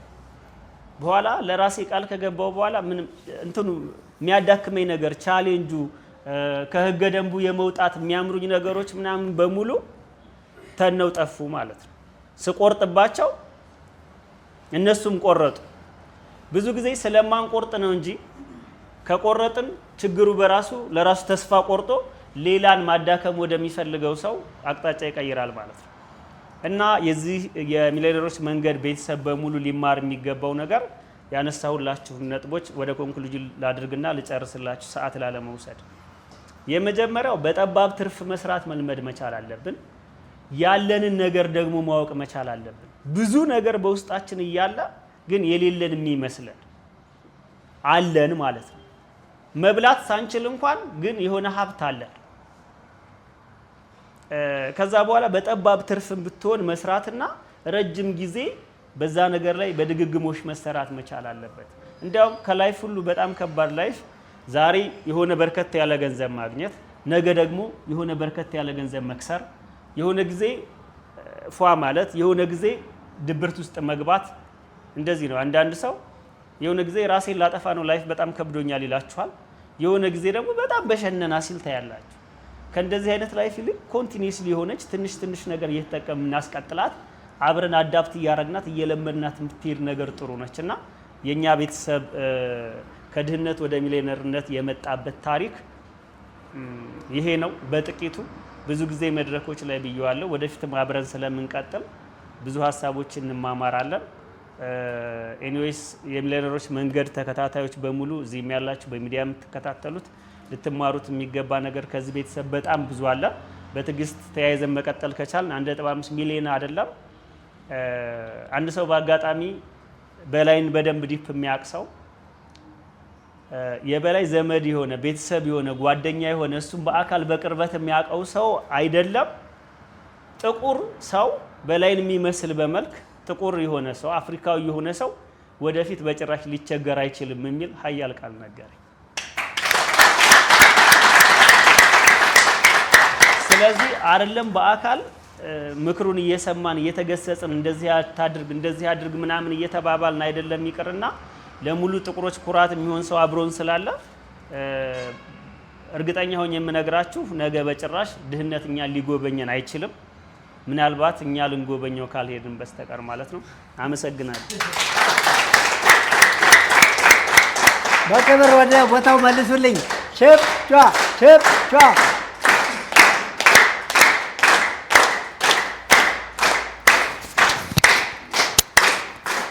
በነገራችን ላይ አሁን ልክ ከከለሰላችሁ ውስጥ ለምንስ ሊያቆራርጡ ቻሉ? ምንድን ነበር አስቸጋሪው ነገር? እናንተ ዛሬ አንድ ለውጥ ካመጣችሁ በአንድ ወር ውስጥ ገና ለዛውም ሁሉም መስፈርት ሳይሳካ አሁን ለውጥ ያመጣችሁ ሰዎች ሁላችሁም ያመጣችኋትን ለውጥ እዚህ ጋር እየመጣችሁ ስትነግሩን ለሌሎቹ ሰዎች ምን ያክል ሞራል፣ ምን ያክል አቅም፣ ምን ያክል ወኔ፣ ምን ያክል ማስተማር እንደሆነ እየተናገራችሁ ነው። ሀይ ለእናንተም ቀጣይ ለምትገቡት ፕሮሚስ ደግሞ በደንብ ቻሌንጅ አድርጋችሁና ወደፊት ገፍታችሁ ኦን አድርጋችሁት እንድትገኙ ይረዳችኋል። አስባችሁታል? የኛ በላይ አትክልትና አስቤዛ ማዕከል እዛች የምታዩት ፕላስቲክ ቤት ውስጥ አትክልት ቤቱን ለብቻው ለይቶ መስራት ከጀመረ በኋላ 11 ወር ሙሉ ትርፍ የለውም ነበረ። አስቡ። እኛ ያወጣ ነው 1 ዓመት ተኩል የፈጀብን የ10 ዓመት ቢዝነስ ፕላን ስናዘጋጅ ነው። ለካ ሌላ 10 መተዳደሪያ ህግ ቀርቶ ነሯል። አያችሁት? እኛ ስንሞክረው አሁን በቲዮሪ ማጥናትና በተግባር መኖር ከባድ ነው። ታውቁታላችሁ። 62 ሀገርን የአሰራር ሂደትና የለውጥ መምጫ ድቲል አጥንተናል በደንብ አድርገን። ወደ 10 ሀገር ላይ ደግሞ በአካል ነው እኔ የሄድኩት። በተለይ ያ ሁሉ ተጠንቶ ግን ወደ ተግባር ሲመጣ አደገኛ ወደ ፍሬ ለማስያዝ ከባድ ነበረ ከጥናቱም በላይ እና 11 ወር ሙሉ ምንም አይነት ትርፍ ሳይኖረው ሲቀር ለካ የእያንዳንዱ የስራ ባህሪ፣ እያንዳንዱ መግዣ፣ እያንዳንዱ መሸጫ፣ እያንዳንዱ መቀመጫ፣ እያንዳንዱ ሂሳብ ያዥ፣ እያንዳንዱ መዛኝ፣ እያንዳንዱ ዕቃ ሁሉም ቼክ የሚባል ነገር ይጎለዋል። እንደገና ምን እንዳደረግን ልንገራችሁ። 10 መተዳደሪያ ህግ እንደገና ወጣን። ምን አደረግን? ከዚህ በኋላ ሂሳብ የሚይዝ ሰው ከራዳር ውስጥ እንዳይወጣልን። ስራ ቦታ ይገባል፣ ከስራ ቦታ ቀጥታ መኝታ ክፍል ይሄዳልሽ። ዝም ብለን አይደለም ይሄንን መንጋጋቱን መግበሽበሹን ምናምን ሰው ማጨቁን ማህበራዊ ህይወት ማንጋጋቱን ለተወሰነ ጊዜ ተውት ያልነው ይሰማል አይደለ? ይሄን ያላችሁ እኛ በደንብ አድርገን እየቀመስ ነው ቴስት እያደረግነው ስለመጣን ነው። አይታችሁታል። ከዛ አንድ ያንን አወጣን። ሌላ ምን ማለትም አስቡት። የኛ ሀገር ባህል ደንበኞቻቸው ወደ 76,000 ምናምን ደርሰዋል። 80% ደንበኛ አሁን ድረስ አያደንቅም ብያቸዋል። የኛ ማርኬት ግን ከኛ ነው የሚገዛው። አያችሁት? የማያደንቀው ለምንድን ነው ታዲያ? ለምን ይገዛል? ህፃን ልጅ አሁን ከእናቱ ጋር የሚፋቀርበት ነው የሚጣላበት ጊዜ የሚበዛው ውሎውን ህፃን ልጅ የሚጣላበት ለምን? ሻቱን ልንከው፣ ስለቱን ልጨብጠው፣ ገደሉ ላይ ልሂድ፣ ተሽከርካሪ ውስጥ ልግባ እያለ ሲያስቸግር ነው የሚውለው። ከዛ ወላጅ ደግሞ ምን በማድረግ ነው? ወይም አሳዳጊ በጎተት በመቆንጠጥ በመከልከል ለምን ልጁ ራሱን ካደገኛ ነገር እስከሚለይ ድረስ ጠባቂ ስለሚያስፈልገው ብታምኑም ባታምኑም የኛ የበላይ አትክልትና አስቤዛ እንዲሁም የነጻነት አትክልትና አስቤዛ ማዕከል ደንበኞች ከክፉ ነገር እነሱን ለመጠበቅ እያልን በጣም ብዙ ምቾት ስለምንነሳቸው ግን አያደንቁም ማለት ነው። ግን ከብዙ ነገር እነሱን ለመጠበቅ ነው። ፌስታል ካልያዙ 1 ብር እንቀጣቸው ነበረ። ለምን ፌስታል ስትጥል ዝርክርክነት እየተማርክ ነው። አገር ኢኮኖሚ እያባከንክ ነው። ሰፈር እያቆሸሽክ አየር እየበከልክ ትቦ እየዘጋ ነው። እንስሳት እየገደልክ ነው። ስለዚህ የፌስታል 1 ብር ስትቀጣ ያን ፌስታል መጣል ይዘው ትመጣለህ እንለዋለን። በአዲስ አበባ ውስጥ ብቻ በዛን ጊዜ ያጠና ነው ጥናት 300 ምናምን ሺህ በፌስታል ይጣል ነበረ ክፍለ ሀገር ከተሞችን ሳይጨምር አስቡት። አሁን ደግሞ መጨረሻ ላይ እንደርስ ሲሆን ያው መንግስት ተቀብሎ ወደ ማወጅ ገባ። ስለዚህ ያ አንድ ያንን ሌላው ስራ ቦታ ሰላም አይባልም። ስራ ቦታ ሰላም አለመባባል እጅ መስጠት ሳይሆን እጅ መንሳትን ማስተማር ትልቅ ዲሲፕሊን ስለነበረ ለነሱ የምናስተምራቸው ቆራጥ የሆነ ነገር ስለነበረ ነገር ግን እኛ ሀገር ያው ወርለስ አይታወቅማ ሁሉ ነገር ማኑዋል ነው። ሁሉ ነገር ኮንታክት ተሸክመን ነው በጉልበት ነው በመነካካት ነው አይደል? ያ ስለነበረ አይመቻችሁም። ሌላ ስራ ቦታ ላይ ሂሳብ ከተከፈለ በኋላ እኛ የጊዜ ባንክ ከፈቷልን እንጂ ጊዜ መርቆ አላለም። ጊዜ መመረቅ የሚፈልግ ሰው ጊዜ መርቆ ከስራ ውጪ ሌላ አጀንዳ ጸጉርሽ፣ ጥርስሽ፣ ቁንጅናሽ፣ ዳሌሽ ምናምን ስልክሽን ስጭኝ የሚባለው ዲስኩር ሌላ ቦታ ይህ መጥፎ ባህል ስለተለመደ ስለዚህ እሱን እኛ እንከለክላለን። ሳምንት ዕለት ሰምታችኋል አለ እዚህ ጋር ቀርቦ የመሰከረልኝ ልጅ ስራ ቦታ ላይ ልቅ የሆነ ግንኙነት ሙሉ ሲሸጥ የዋለውን ብር ከመሳቢያነት ወሰደበት። ሌላ አንድ ምሳሌ አውርቻቸዋለሁ። አጉል ሪሌሽን ስራ ቦታ ላይ ያሳደጉት ካርቶን ጧት ተከፍቶ ኮርኒሱ ተቀዶ ባዶ እንደተገኘ አውርቻቸዋለሁ። ሌላ ስራ ቦታ ላይ የተቀመጠ ፌስታል ከደቂቃ በኋላ ፈንድቶ ብዙ ሰዎችን እንዳጠፋ ነግሬያቸዋለሁ። ሌላ ስራ ቦታ ላይ የተቀመጠ አውቀዋለሁ የሚባል ሰው ዕቃ ከትንሽ ጊዜ በኋላ ህገወጥ የጦር መሳሪያ ሆኖ ሰዎቹ ታስረው ይሄን ሁሉ አውርቻቸዋለሁ። አያችሁ ስራችሁ ላይ እናንተ ከምታውቁት ውጪ ሌላ ነገር ሊመጣ እንዳይችል በጣም ስታንድ ባይ መሆን ይጠይቅ ነበርና 10 መተዳደሪያ ያጋወጣንና ይሄን ሁሉ ከለከልን። የዛን ጊዜ ከብዳቸው ላይ ከብዳቸውም ለኛ ልጆች ከበዳቸው። ስልክ መያዝ ክልክል ነው። ስልክ መደወል ክልክል ነው። ሰላም ማለት ክልክል ነው። አቀማጥሎ መጥራት ወይም አቤት ማለት ክልክል ነው። ከተፈቀደው በላይ ፈገግታ ወይም መኮሳተር ክልክል ነው። መሳደብ፣ መጣላም፣ መላከም፣ መጀናጀን፣ ማኩረፍ የተከለከለ። ይህ ሁሉ ህግ በጣም ሲሪየስ ስለነበረ ይህን መቋቋም በጣም ተቸገሩ ማለት ነው። ነገር ግን ደስ የሚለው አስቡት፣ ይህ ሁሉ ህግ ወጥቶ ድርጅቱ ላይ ግን ትርፍ ካልታየ እውነት ይከብዳል አይከብድም? ይከብዳል እኮ። ነገር ግን እኔ አንድ ነገር እምላችሁ የአሰራራችን ክፍተት እንጂ የስራው ችግር እንዳልሆነ ገባኝ። ህጉን ሙሉ አወጣንና አስተካክለን በራሳችን ኮንትሮል ማድረግ ስንጀምር ትርፍ 100% መምጣት ቻለ። ደንበኛም እንደ ጉድ በሰልፍ መምጣት ቻለ። ከዛም በኋላ ቢዝነስ ፕላኑ ነፍስ ዘራና ተመልሶ አገገመና ቀጥታ በተቀመጠው ልክ መሽከርከር ቻለ። በሰራነው ቢዝነስ ፕላን ልክ ባንሄድም ባስቀመጥነው ታርጌት ግን 100% አሳክተናል። ማለትም አሁን የምታዩት ግዙፍ 5 የገበያ ማዕከል ያ የ1500 እና 1 ዓመት ሳያተርፍ የቆየ ድርጅት ውጤት ነው። ሌላኛው ለዚህ ፕሮግራም በየወር 600 ሺህ እየመደበ ያለው ይሄው ራሱን ችሎ ካለመኖር ወደ መኖር የመጣው በላይ አትክልትና አስቤዛ ማዕከል ድርጅት ነው። ሌላ ዱባይ ላይ ስቲል አሁን እየተስተካከለ ያለው ኢንተርናሽናል ሃይፐር ማርኬት የኢትዮጵያ ኦርጋኒክ የሆኑ ምርቶችን በመርከብና በኮንቲነር እየሄደ የሚራገፍበት ትልቅ መዳረሻ እየተስተካከለ ያለው በዚሁ ድርጅት ነው።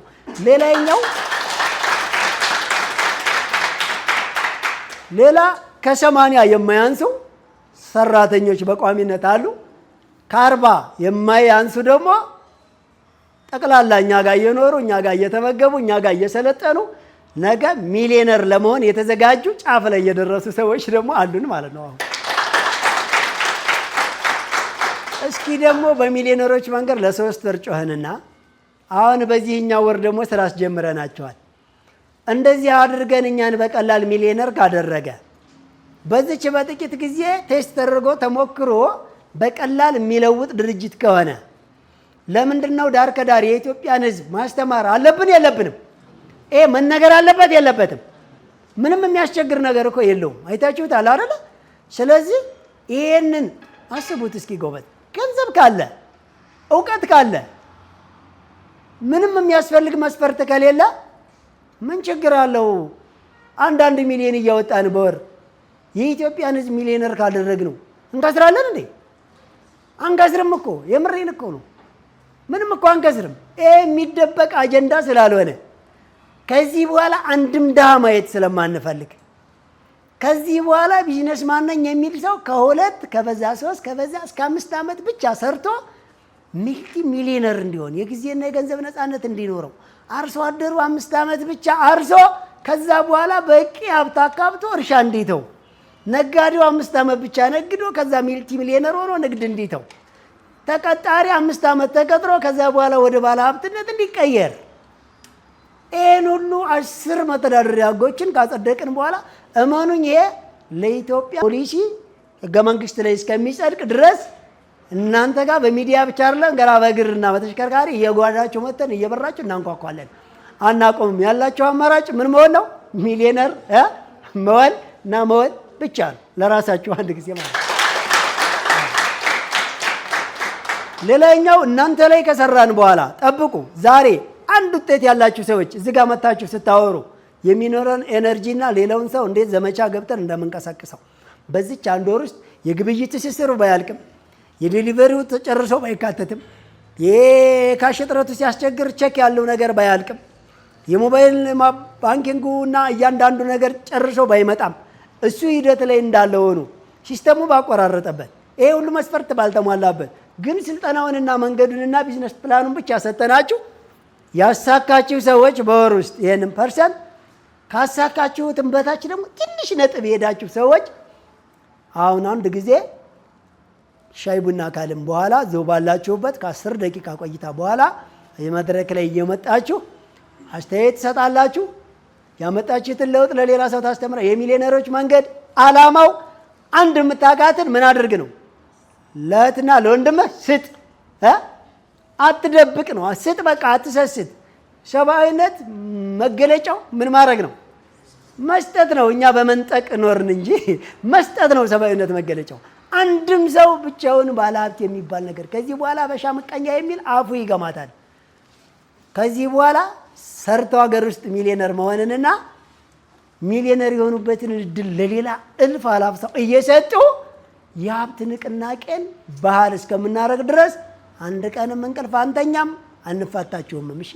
በላይ አትክልትና አስቤዛ ማዕከል እዚህ ደረጃ ከመድረሱ በፊት የዛሬ 7 ዓመት እዚህ ፕላስቲክ ቤት ውስጥ ስራውን ሀብሎ ጀመረ። መነሻ ካፒታሉም 1500 ብር ብቻ ነበር። በጥንካሬና በሂደት በፊት ከነበረበት ወደዚህ በመቀየር ቁጥር 1 የሚል ስያሜን ሊሰጠው ችሏል። በተጨማሪም 4 ቅርንጫፎችን ለመክፈት በቅቷል። ቁጥር 1 ኮተቤ ካራ መድኃኔዓለም መግቢያ፣ ቁጥር 2 በእድሳት ላይ ይገኛል።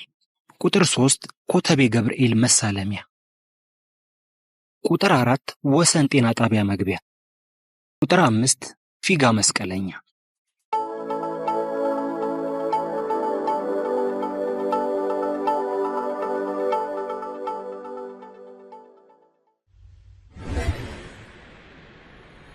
ታዲያስ በጣም ጥሩ። ያው ለማታውቁት ታዲያስ ማለት አለን ዝግጁ ስታንድ ባይ ሬዲ ነን ማለት በጣም ጥሩ።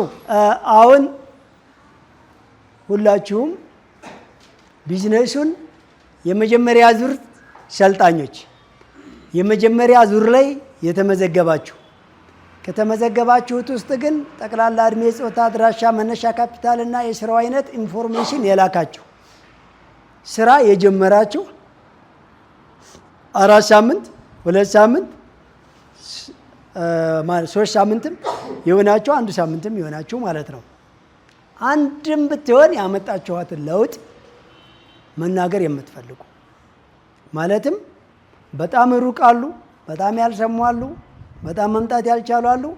በስልክ በኤስኤምኤስ በቴሌግራም አለ በተባለ መገናኛ ዘዴ ሁሉ የደረሱበትን ገልጸዋል። እናንተ ግን ከገለጹትም ካልገለጻችሁትም ስለምትሆኑ ጀምራችሁ አንድ እርምጃም ብትሆን ውጤት ያመጣችሁ የመጀመሪያዎቹ።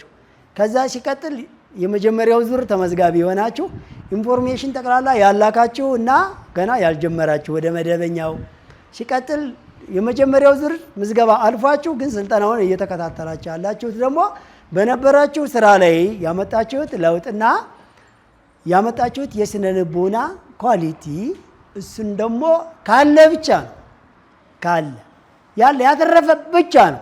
ያላተረፈ ገና ስልጠናውን ይቀጥል። አንድ ልዩነትም ቢሆን ግን ያለ። ስለዚህ እስኪ መጀመሪያ ለእንትኖች ልስጥና መጀመሪያ ዙር ላይ ተመዝግበው ስራውን ለጀመራችሁ ከናንተ ውስጥ ከ1% ጀምሮ አጠቃላይ ይሄንን አላለም ከአንድ ጀምሮ እስከ ከዛም በላይ ይሆናል 100% ግቡን ያሳካ ሊሆን ይችላል።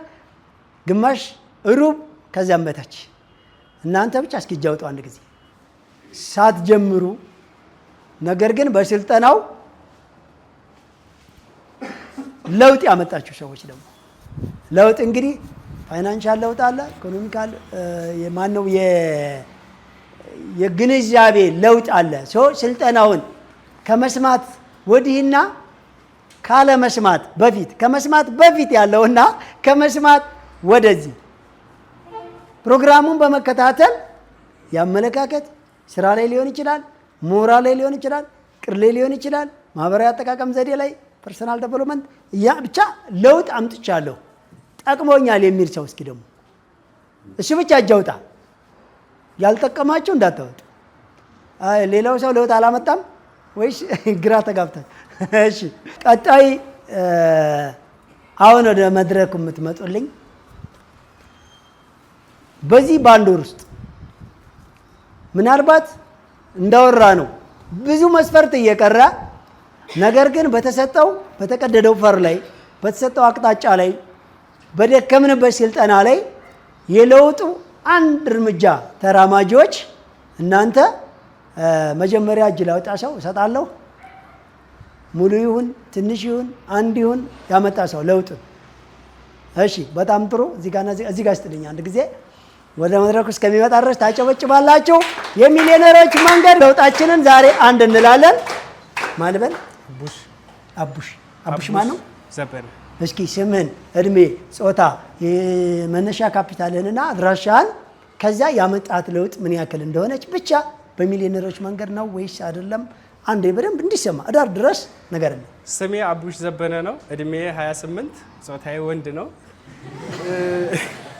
መናገር ስላለበት ስራ የጀመርኩት ጀምሩ ሲባል በ26 በ55 ሺህ ብር ነው። በየቀኑ እኔ ፐርሰንት የሰራሁት በ60 ሺህ ብሩ ነበር። 590 ብር ማምጣት ነበረብኝ። ያችን በ11ኛው ቀን ነው የጨረስኩት። በ11ኛው ቀን ፐርሰንቱን ሰርቼ ጨርሻለሁ። በወር የሚሰራውን በወር የሚሰራው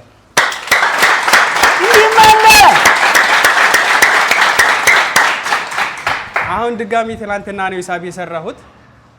ከ55 ሺህ ብር ላይ 55 ሺህ ብሩ ያለ ሆኖ ለብቻው እስካሁን ድረስ ትርፍ ያመጣው 39760 ብር አምጥቻለሁ። ከውጭ ቀሪ የሚጠበቅበት ስንት ነው? አውጭልኝ። የሚጠበቅበትን አንድ ነኝ። እሺ ስራውንና አድራሻውን እስኪ ንገራቸው።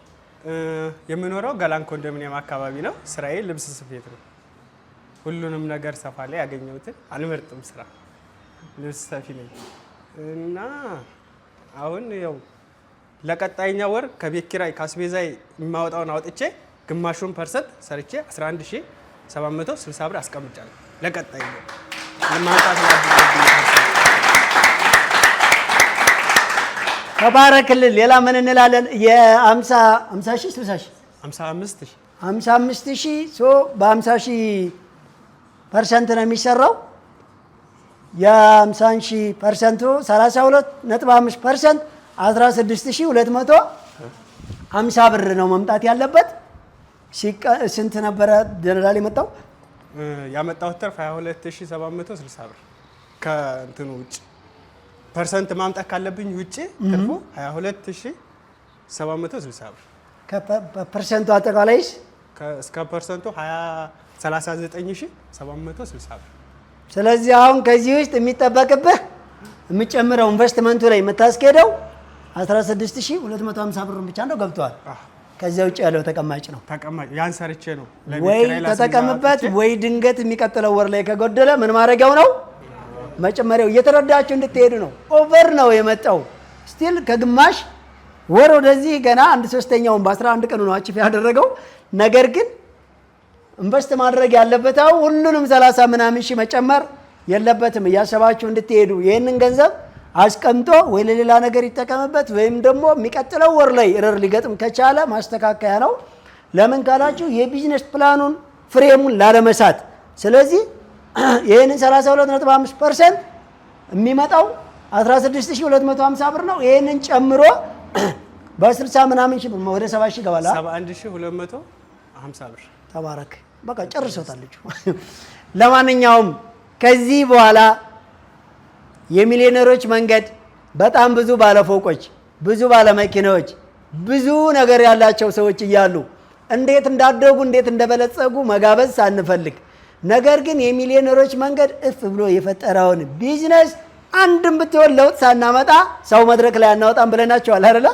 ስለዚህ ከዛሬ ጀምሮ መድረክ ላይ የሚጋብዘኝ ሰው አግኝቻለሁ፣ የሚጋበዝም ሰው አግኝቻለሁ። ይህ ይቀጥላል። በየወሩ የደረስንበትን በማሳወቅ 16 ሺህ አይደለም 16 ሚሊዮን ደረሰ እያልን ስናጨበጭብ 166 ሚሊዮን ደረሰ እያልን እዚሁ መድረክ ላይ ስናጨበጭብ ሁሉም ታዛቢ ባይኑ እያየ የምናደርገው ነገር ነው። አንዴ ሞራል ስጡልኝ በእናታችሁ። ስለዚህ በክብር ወደ መቀመጫው መልሱልኝ። ቀጣይ ቱጋ ነበር እዛ ጋር ሰጥልኝ። ቀጣይ ሌላ ሰው የሚዘጋጅ እንደው ገና በ10 ቀን ካልጨረስኩ ብላችሁ እንዳትፈሩ። አንድ ለውጥም ያለው ሰው ለውጥ ስለሆነ እንጋብዛለን። ወደ መድረክ ማልበል ተመስገን ይባላል። ተመስገን። እስኪ ያው ይሰማል ድምጼ? እየለካችሁ ተመስገን ይባላል። እስኪ ያው ጾታ ይታያል ግን ነገራቸው ወንድ ነኝ ወንድ ነኝ ብሏል። ጾታ፣ እድሜ፣ አድራሻ፣ መነሻ ካፒታልና የስራው አይነት እና አሁን የደረስክበትን ያለችውን ለውጥ። እሺ የምሰራበት አካባቢ 7ኛ አካባቢ ነው። ስራ የጀመርኩት በጣም ቆይቻለሁ። 1 ዓመት ያህል ሆኖኛል። ደርጀስ እንዲሰማ እድሜ 21 ዓመት ነው። ከልጅነቴ ነው ለስራ ያወጣሁት። ከቤተሰብ ጋር ተጋጭቼ ነው ጠፍቼ። ምስራቅ ጎጃም ነበር የተወለድኩት። ከምስራቅ ጎጃም ተነስቼ ምዕራብ ጎጃም ሄድኩኝ። ከምዕራብ ጎጃም በ17 ዓመቴ ወደ አዲስ አበባ መጣሁ። 17 ዓመቴ የወንዶች ውበት ሳሎን ውስጥ ነበር የምሰራው እና ተቀጥሬ እየሰራሁ በጣም ተጣራለሁ ለለውጥ ማለት ነው። በኔ ህይወት ውስጥ በጣም እግዚአብሔር ጎልቶ ይታያል ማለት ከልጅነቴ ጀምሮ ጠብቆኛል፣ እስካሁን ድረስ አድርሶኛል። ወዳልሆኑ ሱሶች እንዳልገባ በጣም አጉልቶ ማለት አልባሌ ወደሆኑ ቦታዎች እንዳልሄድ መንገዶችን በፊት እየከፋፈተ እየጠበቀ ምንም አይነት ሰው ሳይኖረኝ ወደ አዲስ አበባ ከተማ ስመጣ የ17 ዓመት ልጅ ነበርኩኝ እና ያን ሁሉ አልፌ ዛሬ ላይ ታናሽቴ ነች አሁን ሱቅ ውስጥ የምሰራበት። እኔ ያው ፀጉር ቤት ውስጥ ነው የምሰራው እና ይሄንን ስልጠና እንዳጋጣሚ ሳገኝ ያልኩት ነገር እኔ በኔ እይታ ማለት ነው መንፈሳዊ ነገሮች ላይ ትኩረት ስለማደርግ እግዚአብሔር ለእያንዳንዱ ሰው ስጦታ ይሰጠዋል እና ለሚጥርም ሌላ ጥረት ይጨመርለታል። ስለዚህ የእናቶ በላይ ስልጠና ለኔ ሌላ ጥረት ነው ብዬ ነው ማምነው እና በጣም እየተጣጣርኩ እያለ እንዴት አይነት ለውጥ ማምጣት እንዳለብኝ፣ እንዴት ህይወቴን ማሻሻል እንዳለብኝ፣ እንዴት ከፍ ማለት እንዳለብኝ እየተጣጣርኩ እያለ ቢዝነስ ፕላን ምንድነው ቢዝነስ ፕላን አላውቅም። ስለዚህ ሰርች ዩቲዩብ ላይ ገብቼ ሰርች እያደረኩ እያለ ነው የእናቶ በላይ ሚዲያን ያገኘሁትኝ ማለት ነው እና በዚያው ያገኘሁትኝ። ከዛም ስልጠናውን ወደ ክፍል 45 ደርሶ ነበር በተከታታይ ሰማሁኝና 3 ሳምንት አካባቢ ነው ወደዚህ ክፍል 45 ከደረሰ በኋላ ዩቲዩብ ላይ ገብቶ ሙሉውን አዳምጧል ማለት ነው አይደል? አዎ። ከዛ በእናታችሁ አንድ ያጫ ተመዘገብኩኝ። እንዳልፈኝ ብዬ ደውዬ ነበር። በጣም ተጨቃጨቅኩኝ መሰለኝ አላውቅም። እዛን ሰዓት ተመዘገብ ኮድ ምናምን ደረሰኝ። ከዛ አሁን በቃ ማክሲመም በ26 ነው እንደውም እንዳጋጣሚ ነው የቤት ኪራይ የምንከፍለው። ዛሬ ላይ 100 ሺህ ብር ነበር መነሻ ካፒታል ያስመዘገብኩትኝ። 123 ሺህ ብር አጠቃላይ አለ። የቤት ኪራይ የምንከፍለው 8500 ብር ነው። አሁን ማለት የምንከፍለው መቼ ነው 26 የሚሆነው? ልክ እስከዚያ ድረስ የምንሰራው ስራ አለ። አሁን ዛሬ ላይ ግን ያለው 666 ብር ነበር ማታ ሂሳብ ስናሰላ የደረስንበት። ማለት የሚጠበቅብን 20400 ብር 20400 ብር ሲሆን የቤት ኪራዩን ስላልከፈልን እስከ ማክሰኞ ማለት እስከ 26 ባለው የቤት ኪራያችንን ከሸፈንን ሙሉ በሙሉ ፐርሰንታችንን አሳክተናል ማለት ይቻላል ማለት ነው።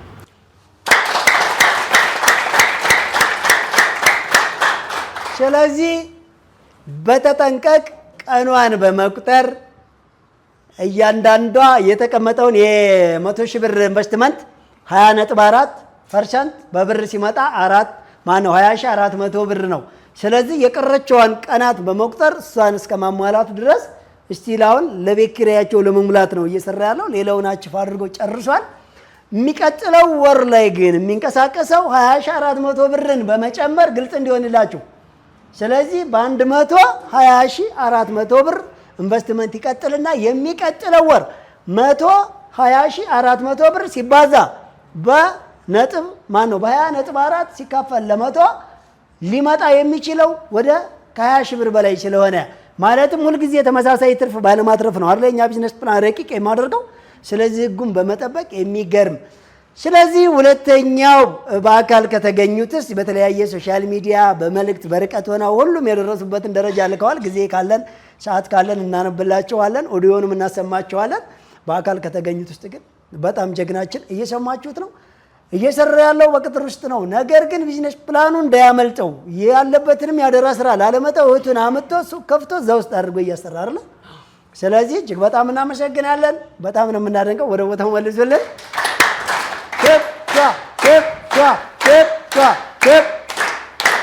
እያንዳንዱ እነኛ አይነት ነገሮችን በየሳምንት እየተከታተልን በየወር የደረሱባትን እግር በእግር እየሄድን አሁን ስለ 20,400 ትርፍ ብቻ ሳይሆን ስለ 20 ሚሊዮን ስለ እያልን ገና እንቀጥላለን። አንቀጥልም? እንቀጥላለን። ማለትም በየሳምንት በሚኒስትሪ ሚዲያ በየቀን በሶሻል ሚዲያ ስልጠናችን ይቀጥላል ያለማቋረጥ 24ቱንም ወር ሁሉንም ዜጋ ይዘነው ሚሊዮነር ተራራ ላይ ሚሊዮነሮች ጎራ ላይ እንገኛለን። 100% እመኑን። ይቺ ሀገር በነፍስ ወከፍ ሚሊዮነሮችን ፈጥረን ከአውሮፓ ስታንዳርድ በላይ ለዛውም በአገር በቀል ስልጠና በአገር በቀል ትውልድ ከሌላ ሀገር በመጣ አይደለም። በተገዛ በተከራየ በተፈላሰፈ ወቅት ጊዜ አጋጣሚ ተጠቅመን አይደለም። ሸባይነታችንንና ጊዜያችንን ብቻ ተጠቅመን በእርግጠኝነት እናደርሰዋለን። እመኑኝ፣ ለራሳችሁ ሞራል። እሺ፣ ቀጣይ የቱ ጋር ነው ያለው? እሺ፣ እዛ ጋር ለአንድ ጊዜ ስጥልኝ። እዚህ ድረስ እስከሚመጣ ታጨበጭቧታላችሁ እንዴ? ለራሱ ሚሊዮነር የሆነ ሰው የኛ ምሳሌ ነው አይደለም? እኮ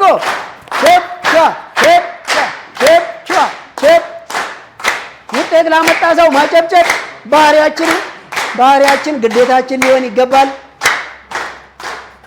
ሰማ ልበል አቢ ዳር ድረስ እንዲሰማ ያው ጾታ ይታያል። ወንድ ነኝ ብሏል። እሺ ስም፣ መነሻ ካፒታልን፣ የስራው አይነትና ያመጣውን ለውጥ ትነግራቸዋለህ። አድራሻ? ስም አቢ ይባላለሁኝ። 41 ኢየሱስ ፈረንሳይ ነው የምሰራው። ከዚህ በፊት እንዳልኳችሁ በአገልግሎት ትራንስፖርት ዘርፍ ውስጥ ነበር የምሰራው። ያን ያህል የዚህ 20% ማመጣት ለኔ 20,400 ብር አካባቢ ነች። በ100,000 ብር ካፒታል ያን ያህል ከባድ አልነበረም ለኔ መጀመሪያውንም ወደ ስራ ውስጥ ስለነበርኩኝ። ግን ከዛ ቀጥሎ ግን የመጡት እንትኖች ወደ ጠቅላላ የሰራዋቸው እንትኖች ሰርቪስ በሌለኝ ሰዓት ላይ ቆንጆ ነገሮች ነበር የሰራሁት። ልክ ሰርቪስ ግን ሲመጣ የቀነሱ ብሮች ይታያሉ። ግን 42,060 ብር አካባቢ ነው የሰራሁት በወር ውስጥ ከውጭ ጋሪ በወር ውስጥ 42,060 ብር 20,400 ብር አካባቢ ነበረ ማሳካት የነበረብኝ። 22,060 ብር አካባቢ ማለት ነው ያመጣው ከውጭ ጋሪ። ከዛ ኔጌቲቭ 2,000 ምናምን ነች አይደለም 42,060 ብር ነው ጠቅላላ የተሰራው እንትን ማምጣት የነበረብኝ 20,400 ብር ነው በ100 ብር ካፒታል። ስለዚህ 22,060 ብር ማለት ነው። ከውጭ ቀሪ ያመጣው ስንት ነው? 22,060 ብር።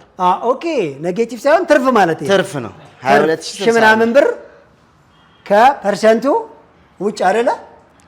ከፐርሰንት ማለትም 20400 ብር ነው ማምጣት ያለበት። 22000 ምናምን ብር ነው የመጣው ማለት ነው። 42060 ብር።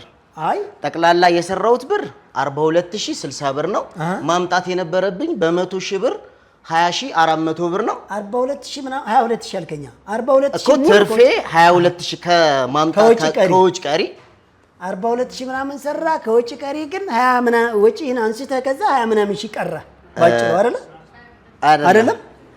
ጠቅላላ ከ100 ሺህ ብር ላይ መስራት ያለብኝ ወራዊ እንትኔ 20400 ብር ነው ግቤ በፐርሰንቱ ልክ። እሺ እኔ ግን የሰራሁት 42060 ብር ነው ከውጭ ቀሪ። ስለዚህ 22060 ብር ለዛኛው የሚቀመጥ ሰርቻለሁ ማለት ነው። አንድ አሁን ነው የገባኝ። አንድ ያጨብጭብለት ደግሞ ትርፍ ሲለኝ እኔ ይሄንን ትርፍ የምንለው እኛ ይሄን ስለሆነ ማለት ነው። ትርፍ ሳይሆን እኮ ያወራኛለው ትርፍ ነው። ያኛውን ከዛኛው ከፎቅ በላይ ሌላ እኮ ነው የሚያወራ። ስለዚህ ደብል ነው የመታው። በነገራችን ላይ ምንድነው ከቢዝነስ ፕላኑ የተጠቀምከው? ከምንም በላይ ኮንፊደንስ እንዲኖረኝ አድርጎኛል። እንዳልኳችሁ በጣም ብዙ ስራዎችን የሰራሁት ብዙ ነገሮችን ነው የሰራሁት እና ባለፈውም እዚሁ እንዳወራ ነው በአገልግሎት ላይ ተመሳሳይ ብር ነው እንደዚህ ነው ምናምን ብለን አውርተን ነበር የዛሬ 2 ሳምንት 3 ሳምንት ምናምን አካባቢ እና በዛ ሰዓት ላይ በመሰራቸው ይሄኛውን እንደማመጣው አውቀዋለሁ ብዙ አመትም የሰራሁበት። ከዛ ውጭ ደግሞ በፀጉር ቤት ስራ ላይ የውበት ስራ ላይ እሱንም ሰራ ነበር የወንዶች ፀጉር ቤት ማለት ነው እና ራሴንም ደግሞ ስጠይቅ እኔ ጋር ምን አለ ከቤቴ ውስጥ በጣም ብዙ ነገሮች አሉ ዝም ብለ ቁጭ ያሉ የምጠቀምባቸው። ቴሌቪዥንን ለማየት ነበር የምጠቀምበት። አሁን ላይ ወደ ስራ ሳውለው ግን በጣም ከሚገርማችሁ ነገር የዚህኛውን ብር እንዳለ ሆኖ ከዚህኛዋ ብር ላይ ያነሳዋት ብር ሌሎች ብሮች አሉ። የሰርቪስ አገልግሎቱ ኖርማሊ ሲነሳ ብሩ ይጨምራል። ግን የሰርቪሱንም አሁንም ስላልጨመርኩት ነው የተማሪ ሰርቪስ አለኝ። ግን የነዛን ብሮች ቀጥታ ምን አደረኳቸው 22000 ምናምን ብር ላይ እዚህ ጋር ቤቴ ውስጥ ያሉት ነገሮች ምንድን ነገሮች ናቸው ያሉት አልኩኝና ራሴን ዝም ብዬ ጠየቅኳቸውና ቤት ውስጥ በጣም የምንጠቀምባቸው ነገሮች የዴኬር አገልግሎት ወይም የህፃናት ማቆያ መክፈት ይችል ነበር።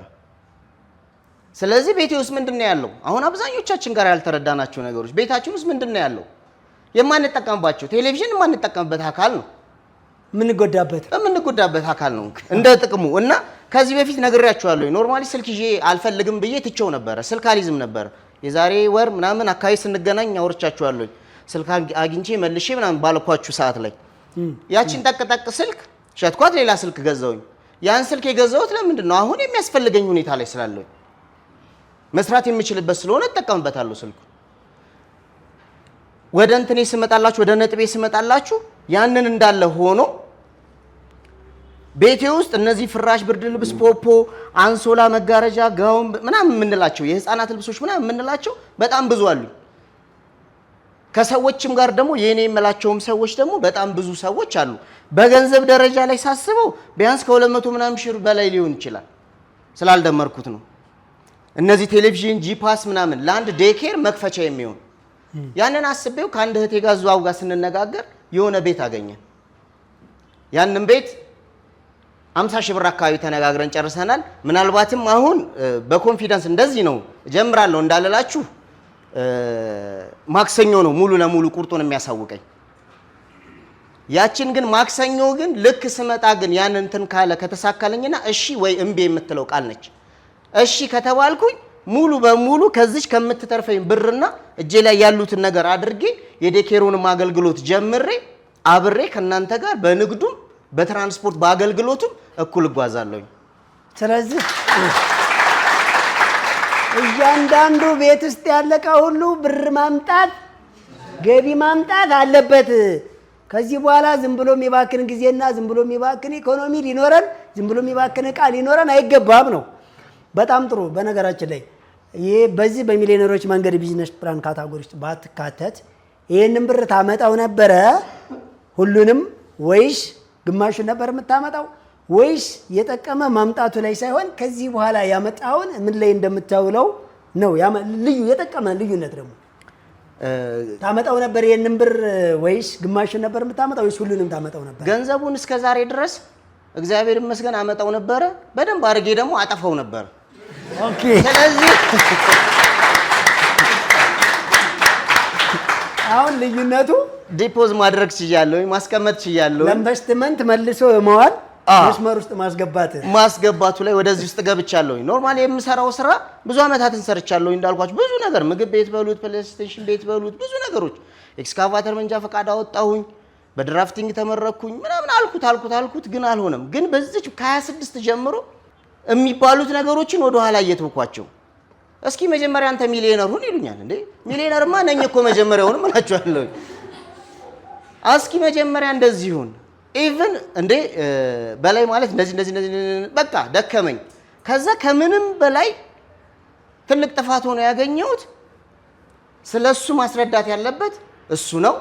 ወይም ደግሞ ኖርማል ሶሻል ሚዲያዎችን ይሄን ነገሮች ብትሰሩ ይሄን ነገሮች ብታደርጉ ብትከታተሉ ይጠቅማቸዋል ነው እንዳለ። እንደው የሰው ልጅ እንደው አንድ ሰው የማይጎዳን ነገር ሲነገርህ ወይም ሲነገርሽ ኦ ቴንክ ዩ መያዙን እሱ የራሱ ፋንታ ነው።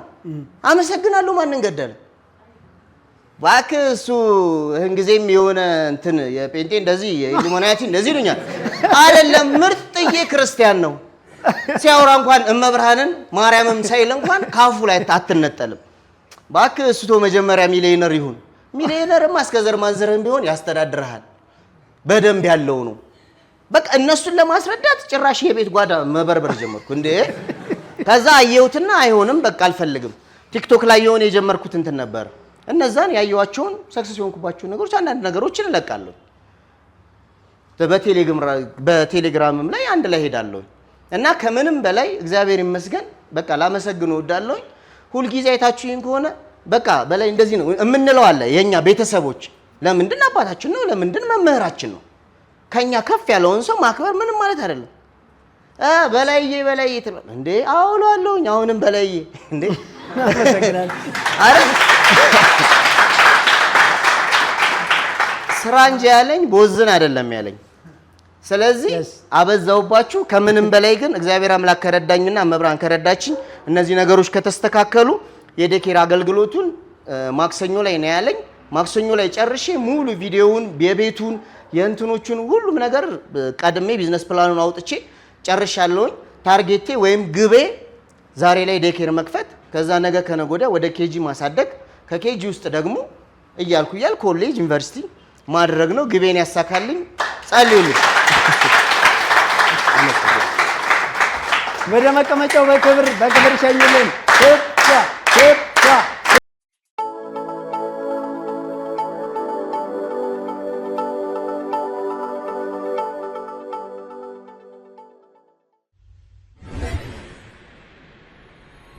ቢዝነስ ፕላኑን ሰምቼ ስልጠናውን ሰምቼ ያመጣኋት ለውጥ ይቺ ነች።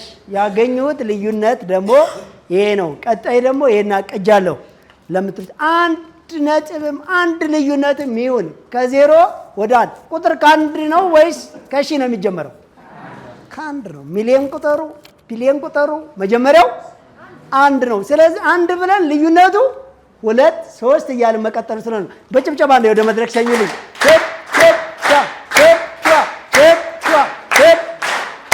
አዎ ሰርተው ውጤት ያመጡ ሰዎች መምህሮቻችን ስለሆኑ ማልበል አመለ ዳር ድረስ እንዲሰማ ሴት ነሻ? እሺ ሴት ነኝ ብላለች።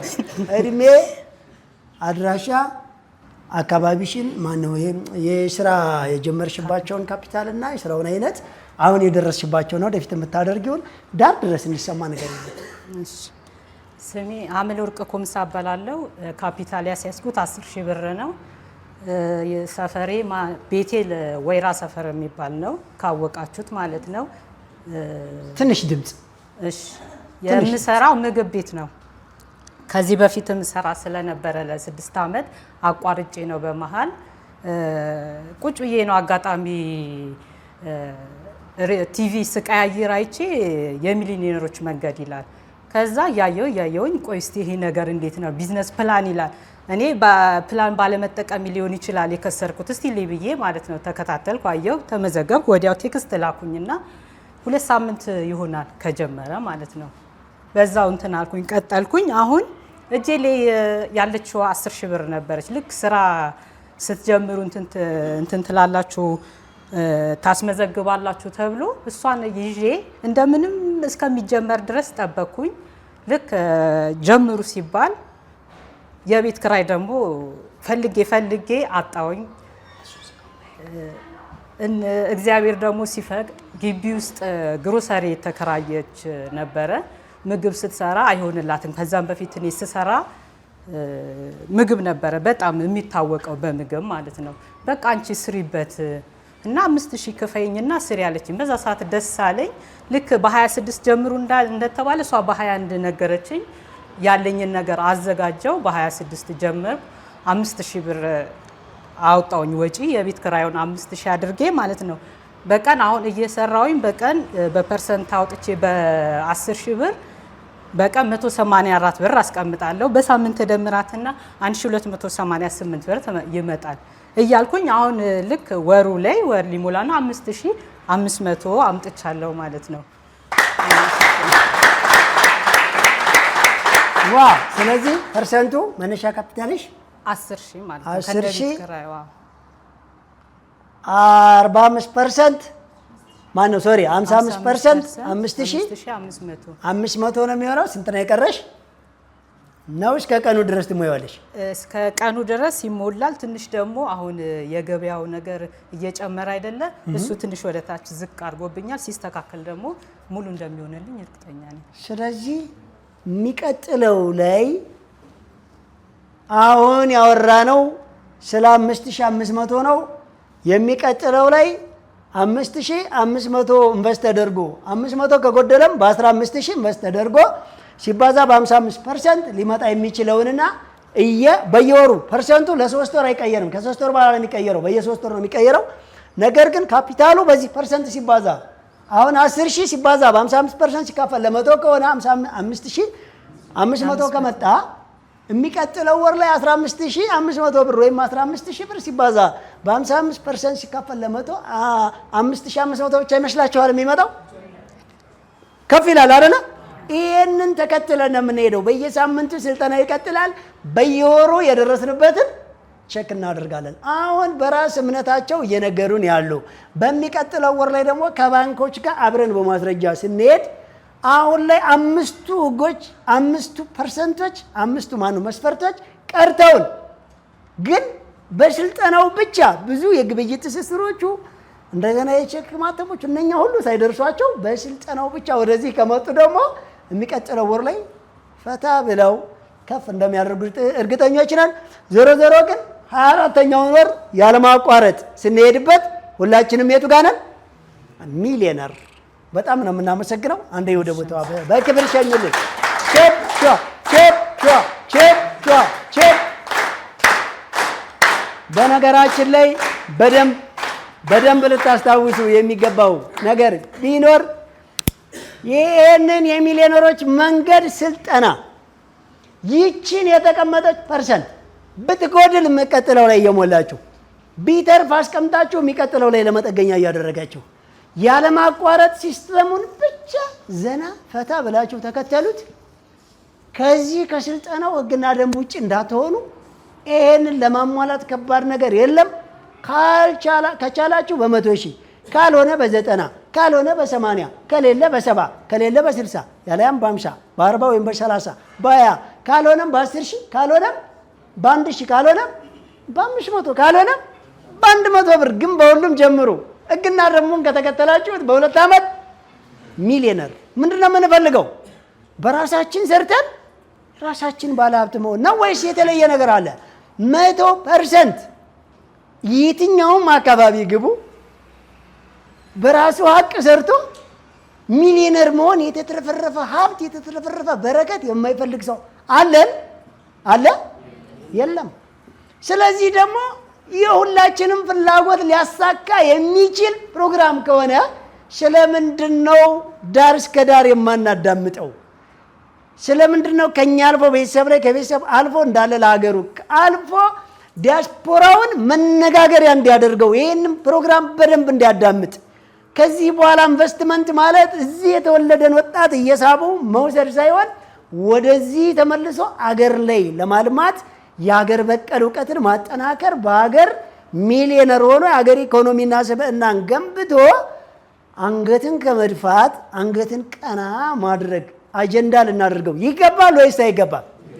ይገባል። ለራሳችሁ በእናትህ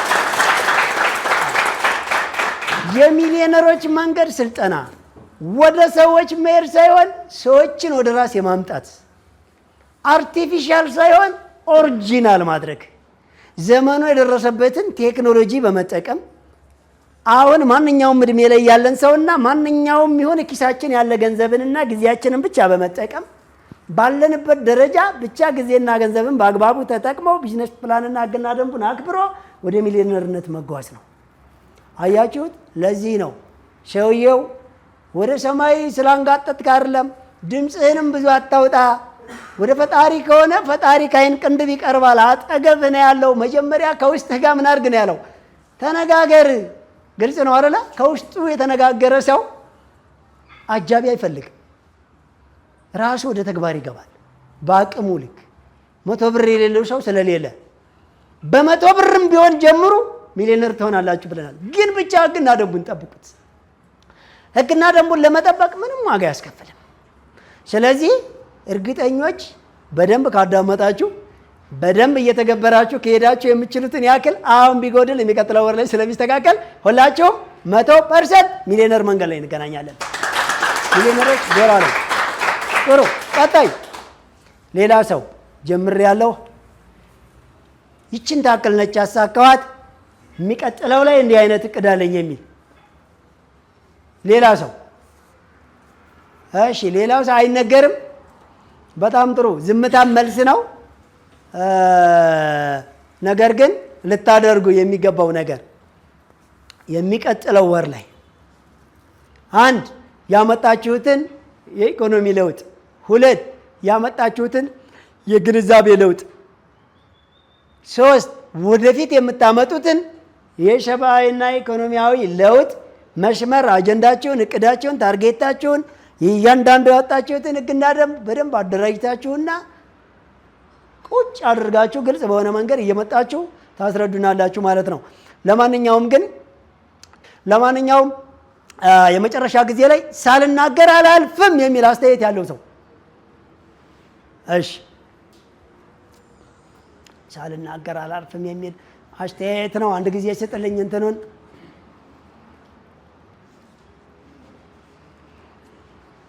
ስለዚህ ያመኛል የሚል ሰው ሌላ አንድ ሰው ብቻ ሰጣለሁ።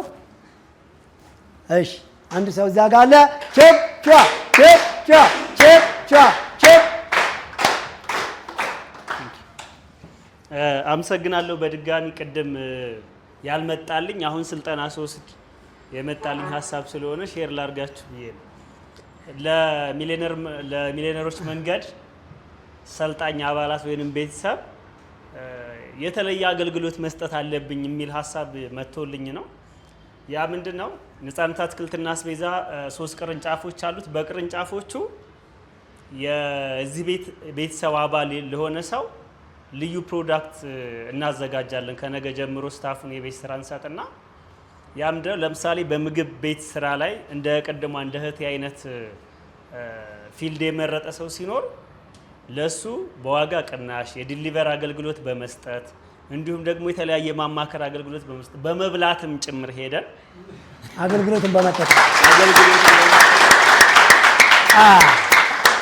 ሰፖርት እናደርጋለን ማለት ነው። ሌላው እኛ ቤት ያሉ ምርቶችን ፕሮዳክቶችን ሲጠቀም ሄዶ ለሚያስተናግዱት ወንድም ይሁን ሴት ሰራተኞች እኔ ቤተሰብ ነኝ የሚሊዮነሮች መንገድ ሰልጣኝ ነኝ ብሎ ራሱን ማስተዋወቅ አለበት። ኮድ አለው እያንዳንዱ ቤተሰብ የኮድ ቁጥሩን ተናግሮ ራሱን አስመዝግቦ ሌሎች የሚያስፈልጉት እገዛዎች ካሉ የማማከር አገልግሎት ካስፈለገ ሌሎች እገዛዎች ጭምር የዋጋ አስተያየት ማድረግ ቅድም እንደነገርኳችሁ እኛ ቤት ብቻ ከ30 ሰው በላይ ያለ ሁሉም ሰው ሴቱም ወንዱም ጸጉሩን ይሰራል።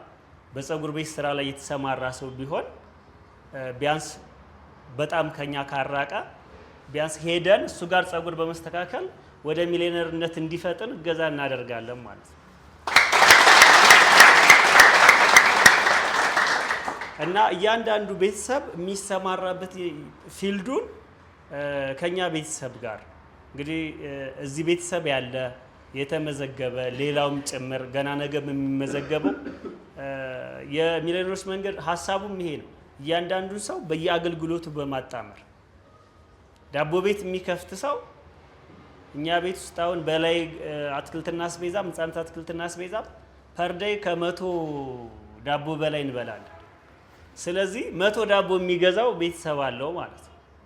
እና እነዚህንም ነገሮች በደንብ ስለምንሄድበት አንዱም የፕሮግራሙ አካል ስለሆነ ለጊዜው በህጻናት አትክልትና አስቤዛ የሚሊዮነሮች መንገድ ፋሚሊ የሆነ ሰው ከኛ አስቤዛ ሲያደርግ አስተያየት የማግኘት የዴሊቨር አገልግሎት 5-6 መኪኖች አሉን የሚንቀሳቀሱ ከተማ ውስጥ በአጋጣሚ እነሱን የመጠቀም አገልግሎቱን ለቤተሰባችን የማስጠቀም እድል እናመቻቻለን።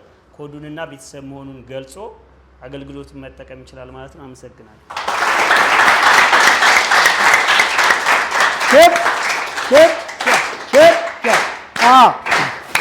በነገራችን ላይ ከዚህ በኋላ በየሳምንት የደረሳችሁበትን በየወር ደግሞ የምታመጡትን ለውጥ ስትናገሩ ምርትና አገልግሎታችሁን ሳምፕሉን እየያዛችሁ እዚህ መድረክ ላይ አድራሻውን አይነቱን እየተናገራችሁ የሚሊዮነሮች መንገድ ሰልጣኞች ራስ በራስ የመገበያየት የማንቃት ገብቷችኋል አይደለ? አይዲያችሁን ማረጋገጫ እንደተሰጣችሁ አይዲያችሁን ማረጋገጫ እየያዛችሁ ስራ ውስጥ የገባችሁ ሰው አድራሻችሁን ስራችሁን እየተናገራችሁ እዚህ መድረክ ላይ በነፃ ፕሮሞት ማድረግ ትችላላችሁ። ሌላ ፒ ያዝ ዴሊቨራችንን ስታወርዱ ፒ ያዝ ዴሊቨር እሱን ከፕሌይ ስቶር ላይ ታወርዱና ትጠቀማላችሁ ማለት ነው። በቀላሉ እንዳለ ምርትና አገልግሎታችሁን እኛ ላይ ቴስት እያደረግን ነው። ሲቀጥል ሌላ ትልልቅ ካምፓኒዎችን ፓርትነር እያደረግን የቴክኖሎጂ ካምፓኒዎችን የሚሊዮነሮች መንገድ ሚሊየንስ ቁጥራቸው እስከሚደርስ ድረስ ራስ በራሳቸው የመገበያየት የመሰልጠን የመደጋገፍ የመረዳዳት ስለዚህ የሚሊዮነሮች መንገድን ልታነቃቋቸው ልታበረታቷቸው እንደሚገባ ነው። ነፃነት አትክልትና አስቤዛ ደግሞ የመጀመሪያ አጋራችሁ እየሆነ ነው። እንግዲህ ጸጉር ቤት ላላችሁ ቅድሚያ ሰራተኞቹ እናንተ ጋር እንዲስተካከሉ የማድረግ አስቤዛ ስትወስዱ በተመጣጣኝ ዋጋና ድጎማ ጭምር አድርጎ ቦታቸው ላይ ለማድረስ የተለያየ ፋስት ፉድም ያላችሁ ሰዎች በረፍት ሰዓትም ይሁን እንደዚሁ ደግሞ እነሱ ድጋፍ የሚያደርጉላቸው የእናንተን እንድትጠቀሙ እንደ ድርጅት ደግሞ ከበላይ አትክልትና አስቤዛ ተጨማሪ ድሮም ከጀርባችን ሆኖ ትልቅ እገዛ እያደረገ ነበረ። በዚሁ ለነፃነት አትክልትና አስቤዛ ማዕከል አንድ ያክል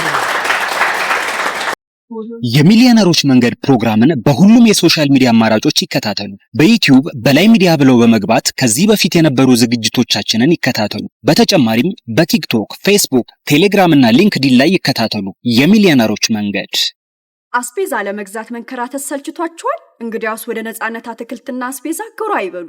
ዘወትር ከ12 ሰዓት እስከ 2 ሰዓት ተኩል ከእርሻ ምርት እስከ ፋብሪካ ምርቶች፣ የባልትና ውጤቶችና ቅመማ ቅመሞች በአንድ ቦታ በድርጅታችን በተመጣጣኝ ዋጋ በተቀላጠፈ መስተንግዶ ያገኛሉ።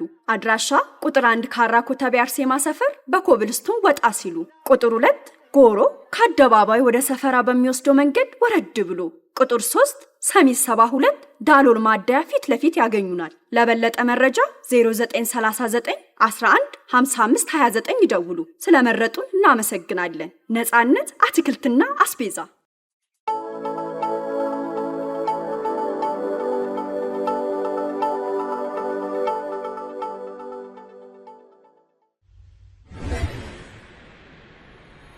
እስኪ በክብር ወደ መድረክ አብዝለን ቼክ ቻ ቼክ ቻ ቼክ ቻ ቼክ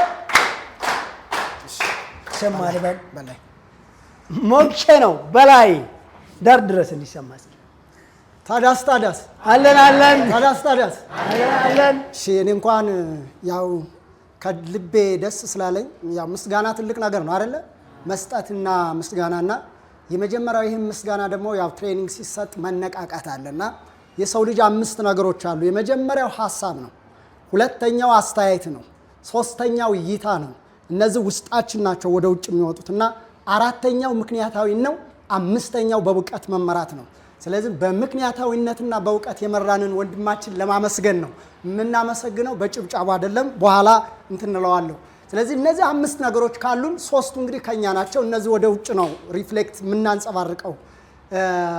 ሌላው ሶስት ነገሮች በተጠንቀቅ ከሰራናቸው በጣም የሚገርም ተአምር እኔ ውስጤን ስላገኘሁት ነውና በአጋጣሚ የወጣቶች አሰልጣኝ ነኝ፣ ግን እስከዛሬ ድረስ አልሰራውም ብዬ ራሴን ገና የመጀመሪያው ማለት ነው ገና መነቃቃት ስለሚያስፈልግ አሁን እኔ ቢዝነስ ሰራለሁ ብዬ አላመንኩም።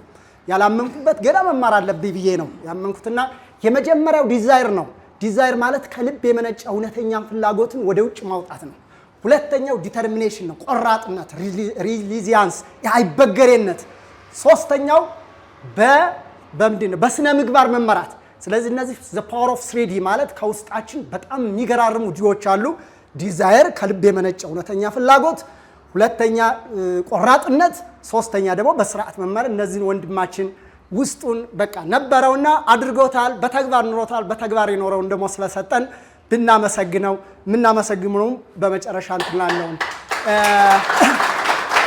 ሌላው እንግዲህ ለኔ በጣም የሚገርመው እንግዲህ መንገድ ፊትና ኋላ ነው ይባላልና እኔ ያው እንደምታዩኝ ትንሽ በሰል ብያለሁ ከወጣትነት አይደል።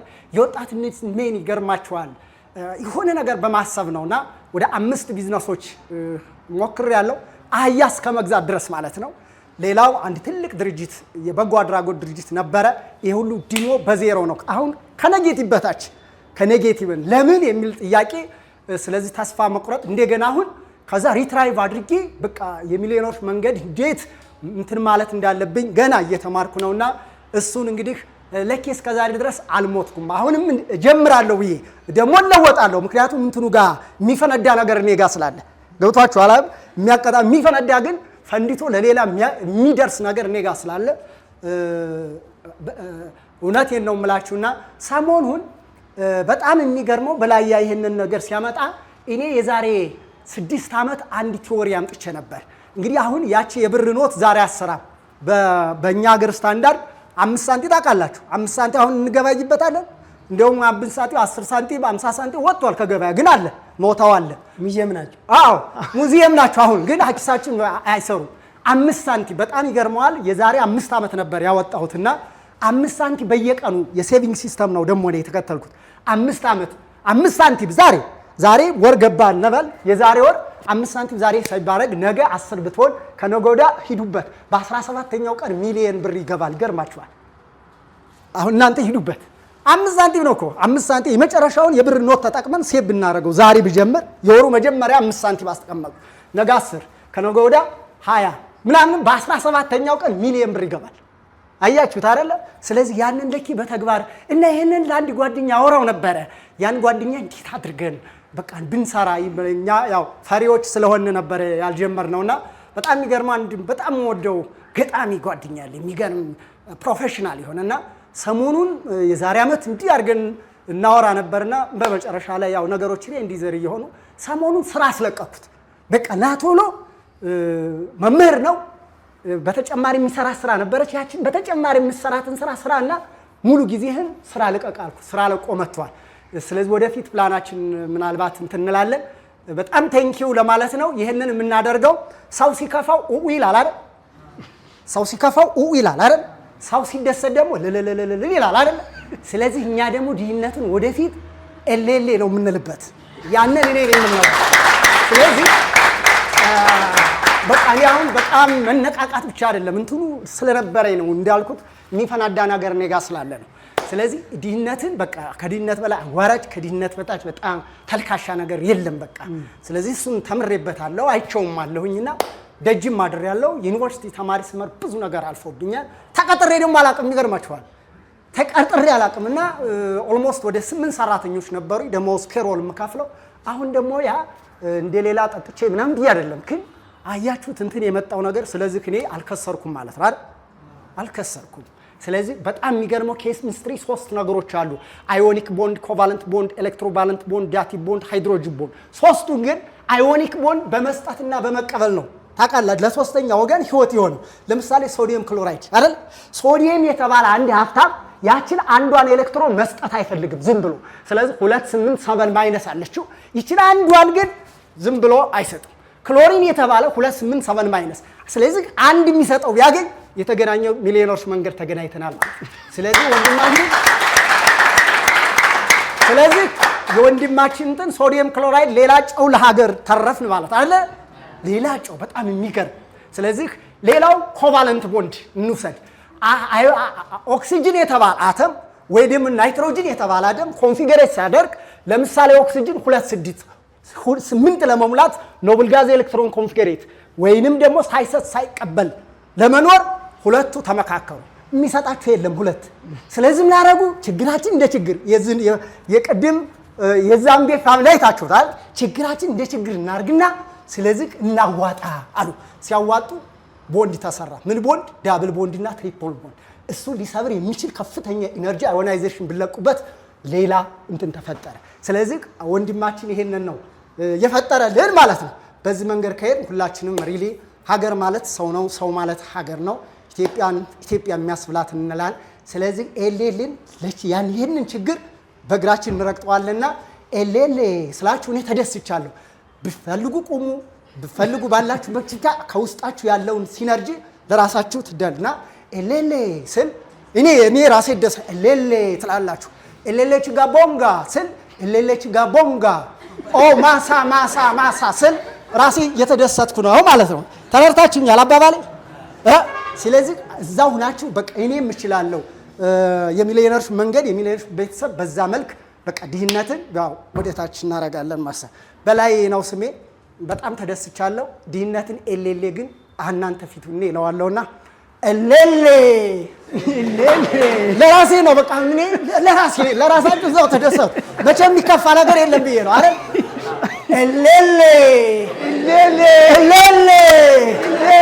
ኤሌሌ ችጋ ቦንጋ ኤሌሌ ችጋ ቦንጋ ኦ ማሳ ማሳ ማሳ ማሳ ታንኪ ዩ ለበላያ ታንኪ ዩ እናመሰግናለን። በጣም ሞቲቬት ያርጓቸዋል።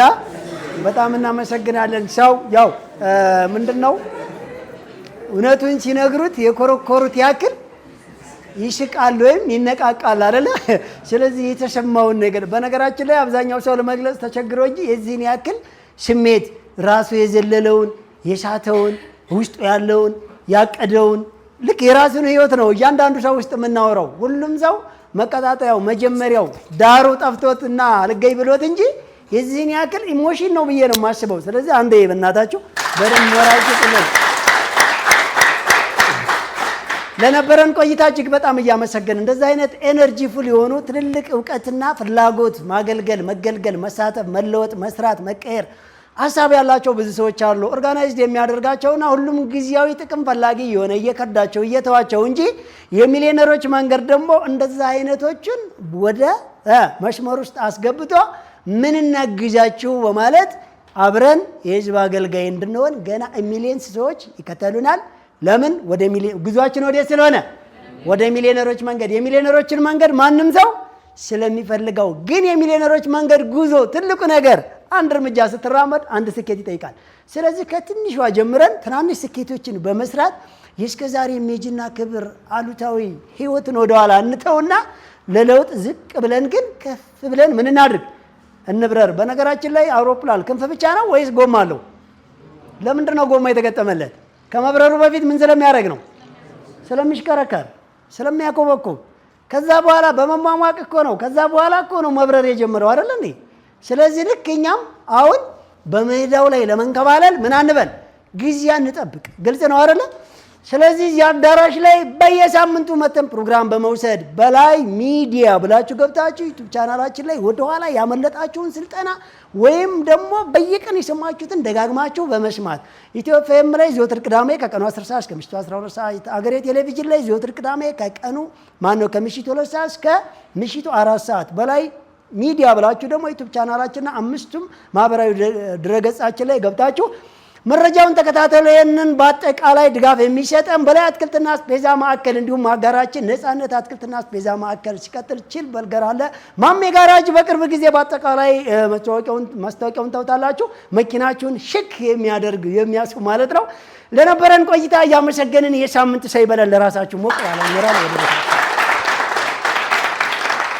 የሚሊዮነሮች መንገድ ፕሮግራምን በሁሉም የሶሻል ሚዲያ አማራጮች ይከታተሉ። በዩቲዩብ በላይ ሚዲያ ብለው በመግባት ከዚህ በፊት የነበሩ ዝግጅቶቻችንን ይከታተሉ። በተጨማሪም በቲክቶክ፣ ፌስቡክ፣ ቴሌግራም እና ሊንክዲን ላይ ይከታተሉ። የሚሊዮነሮች መንገድ በላይ አትክልትና አስቤዛ ማዕከል እዚህ ደረጃ ከመድረሱ በፊት የዛሬ 7 ዓመት እዚህ ፕላስቲክ ቤት ውስጥ ስራውን ሀብሎ ጀመረ። መነሻ ካፒታሉም 1500 ብር ብቻ ነበር። በጥንካሬና በሂደት በፊት ከነበረበት ወደዚህ በመቀየር ቁጥር 1 የሚል ስያሜን ሊሰጠው ችሏል። በተጨማሪም 4 ቅርንጫፎችን ለመክፈት በቅቷል። ቁጥር 1 ኮተቤ ካራ መድኃኔዓለም መግቢያ፣ ቁጥር 2 በእድሳት ላይ ይገኛል። ቁጥር 3 ኮተቤ ገብርኤል መሳለሚያ፣ ቁጥር 4 ወሰን ጤና ጣቢያ መግቢያ፣ ቁጥር 5 ፊጋ መስቀለኛ። ሁሉ በእጄ ሁሉ በደጄ እንዲሉ ወደ ገበያ ማዕከላችን ጎራ ይበሉ። በላይ አትክልትና አስቤዛ ማዕከል ፍሬሽ አትክልትና ፍራፍሬ፣ ጥራጥሬና ደረቅ ቅመማ ቅመም፣ የንጽህና መጠበቂያዎችን ጨምሮ አይነታቸው ከ300 በላይ ሆኑ ጠቅላላ የእርሻና የፋብሪካ ምርቶችን ሳይንገላቱ በማንኛውም ቀንና ሰዓት ከማዕከላችን በተመጣጣኝ ዋጋ ያገኙ። አድራሻችን ቁጥር 1 ኮተቤ ካራ ወደ መድኃኔዓለም መግቢያ፣ ቁጥር 2 በእድሳት ላይ ሲሆን፣ ቁጥር 3 ኮተቤ ገብርኤል መሳለሚያ በአዲሱ አስፋልት ገባ ብሎ፣ ቁጥር 4 ወሰን ጤና ጣቢያ መግቢያ፣ ቁጥር 5 ፊጋ መስቀለኛ ከትራፊክ መብራት ወደ መገናኛ በሚወስደው መንገድ 40 ሜትር ገባ ብሎ። ኑ አብረን እንስራ፣ አንድ ላይ እንደግ። በላይ አትክልትና አስቤዛ ማዕከል